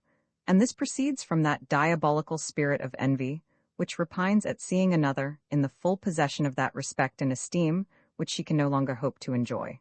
Mademoiselle eyed the unsuspecting Charlotte, as she perused the letter, with a malignant pleasure. She saw that the contents had awakened new emotions in her youthful bosom. She encouraged her hopes, calmed her fears, and before they parted for the night, it was determined that she should meet Montraville the ensuing evening. Roman 8 domestic pleasures planned, I think, my dear, said Mrs. Temple, laying her hand on her husband's arm as they were walking together in the garden. I think next Wednesday is Charlotte's birthday. Now, I have formed a little scheme in my own mind to give her an agreeable surprise, and if you have no objection, we will send for her home on that day. Temple pressed his wife's hand in token of approbation, and she proceeded. You know the little alcove at the bottom of the garden, of which Charlotte is so fond. I have an inclination to deck this out in a fanciful manner, and invite all her little friends to partake of a collation of fruit, sweetmeats, and other things suitable to the general taste of young guests, and to make it more pleasing to Charlotte, she shall be mistress of the feast, and entertain her visitors in this alcove. I know she will be delighted, and, to complete all, they shall have some music and finish with a dance. A very fine plan indeed, said Temple, smiling. And you really suppose I will wink at your indulging the girl in this manner? You will quite spoil her, Lucy, indeed you will. She is the only child we have, said Mrs. Temple, the whole tenderness of a mother adding animation to her fine countenance, but it was withal tempered so sweetly with the meek affection and submissive duty of the wife, that as she paused, expecting her husband's answer, he gazed at her tenderly, and found he was unable to refuse her request. She is a good girl, said Temple. She is, indeed, replied the fond mother, exultingly, a grateful, affectionate girl, and I am sure will never lose sight of the duty she owes her parents. If she does, said he, she must forget the example set her by the best of mothers. Mrs. Temple could not reply, but the delightful sensation that dilated her heart sparkled in her intelligent eyes and heightened the vermilion on her cheeks. Of all the pleasures of which the human mind is sensible, there is none equal to that which warms and expands the bosom when listening to commendations bestowed on us by a beloved object, and are conscious of having deserved them. Ye giddy flutterers in the fantastic round of dissipation, who eagerly seek pleasure in the lofty dome, rich treat, and midnight revel, tell me, ye thoughtless daughters of folly, have ye ever found the phantom you have so long sought with such unremitted assiduity? Has she not always eluded your grasp, and when you have reached your hand to take the cup she extends to her deluded votaries, have you not found the long-expected draught strongly tinctured with the bitter dregs of disappointment? I know you have. I see it in the wan cheek, sunk eye, and air of chagrin, which ever mock the children of dissipation. Pleasure is a vain illusion. She draws you on to 1,000 follies, errors, and I may say vices, and then leaves you to deplore your thoughtless credulity. Look, my dear friends, at yonder lovely virgin, arrayed in a white robe, devoid of ornament. Behold the meekness of her countenance, the modesty of her gait. Her handmaids are humility, filial piety, conjugal affection, industry, and benevolence. Her name is Content. She holds in her hand the cup of true felicity. And when once you have formed an intimate acquaintance with these her attendants, nay, you must admit them as your bosom friends and chief counselors, then, whatever may be your situation in life, the meek-eyed virgin will immediately take up her abode with you. Is poverty your portion? She will lighten your labors, preside at your frugal board, and watch your quiet slumbers. Is your state mediocrity? She will heighten every blessing you enjoy, by informing you how grateful you should be to that bountiful Providence, who might have placed you in the most abject situation, and, by teaching you to weigh your blessings against your deserts, show you how much more you receive than you have a right to expect. Are you possessed of affluence? What an inexhaustible fund of happiness will she lay before you, to relieve the distressed, redress the injured, in short, to perform all the good works of peace and mercy. Content, my dear friends, will blunt even the arrows of adversity, so that they cannot materially harm you. She will dwell in the humblest cottage, she will attend you even to a prison, her parent is religion, her sisters, patience and hope. She will pass with you through life, smoothing the rough paths, and tread to earth those thorns which everyone must meet with as they journey onward to the appointed goal. She will soften the pains of sickness, continue with you even in the cold, gloomy hour of death, and cheating you with the smiles of her heaven-born sister, Hope, lead you triumphant to a blissful eternity. I confess I have rambled strangely from my story, but what of that? If I have been so lucky as to find the road to happiness, why should I be such a niggard as to omit so good an opportunity of pointing out the way to others? The very basis of true peace of mind is a benevolent wish to see all the world as happy as oneself. And from my soul do I pity the selfish churl, who, remembering the little bickerings of anger, envy, and 50 other disagreeables to which frail mortality is subject, would wish to revenge the affront which pride whispers him he has received. For my own part, I can safely declare, there is not a human being in the universe whose prosperity I should not rejoice in, and to whose happiness I would not contribute to the utmost limit of my power. And may my offences be no more remembered in the day of general retribution, than as from my soul, I forgive every offence or injury received from a fellow creature. Merciful heaven, who would exchange the rapture of such a reflection for all the gaudy tinsel which the world calls pleasure? But to return, content dwelt in Mrs. Temple's bosom, and spread a charming animation over her countenance, as her husband led her in, to lay the plan she had formed, for the celebration of Charlotte's birthday, before Mr. Eldridge. Roman 9, we know not what a day may bring forth various, were the sensations which agitated the mind of Charlotte during the day preceding the evening in which she was to meet Montraville. Several times did she almost resolve to go to her governess, show her the letter, and be guided by her advice. But Charlotte had taken one step in the ways of imprudence, and when that is once done, there are always innumerable obstacles to prevent the erring person returning to the path of rectitude. Yet these obstacles, however forcible they may appear in general, exist chiefly in the imagination. Charlotte feared the anger of her governess. She loved her mother, and the very idea of incurring her displeasure gave her the greatest uneasiness. But there was a more forcible reason still remaining. Should she show the letter to Madame Dupont, she must confess the means by which it came into her possession. And what would be the consequence? Mademoiselle would be turned out of doors. I must not be ungrateful, said she. La Rue is very kind to me. Besides, I can, when I see Montraville, inform him of the impropriety of our continuing to see or correspond with each other, and request him to come no more to Chichester. However prudent Charlotte might be in these resolutions, she certainly did not take a proper method to confirm herself in them. Several times in the course of the day, she indulged herself in reading over the letter, and each time she read it the contents sunk deeper in her heart. As evening drew near, she caught herself frequently consulting her watch. I wish this foolish meeting was over, said she, by way of apology to her own heart. I wish it was over, for when I have seen him and convinced him my resolution is not to be shaken, I shall feel my mind much easier. The appointed hour arrived. Charlotte and Mademoiselle eluded the eye of vigilance, and Montraville, who had waited their coming with impatience, received them with rapturous and unbounded acknowledgments for their condescension. He had wisely brought Belka with him to entertain Mademoiselle, while he enjoyed an uninterrupted conversation with Charlotte. Belka was a man whose character might be comprised in a few words, and as he will make some figure in the ensuing pages, I shall here describe him. He possessed a genteel fortune and had a liberal education. Dissipated, thoughtless, and capricious, he paid little regard to the moral duties, and less to religious ones. Eager in the pursuit of pleasure, he minded not the miseries he inflicted on others, provided his own wishes, however extravagant, were gratified. Self, darling self, was the idol he worshipped, and to that he would have sacrificed the interest and happiness of all mankind. Such was the friend of Montraville. Will not the reader be ready to imagine that the man who could regard such a character must be actuated by the same feelings, follow the same pursuits, and be equally unworthy with the person to whom he thus gave his confidence? But Montraville was a different character, generous in his disposition, liberal in his opinions, and good-natured almost to a fault, yet eager and impetuous in the pursuit of a favorite object. He stayed not to reflect on the consequence which might follow the attainment of his wishes.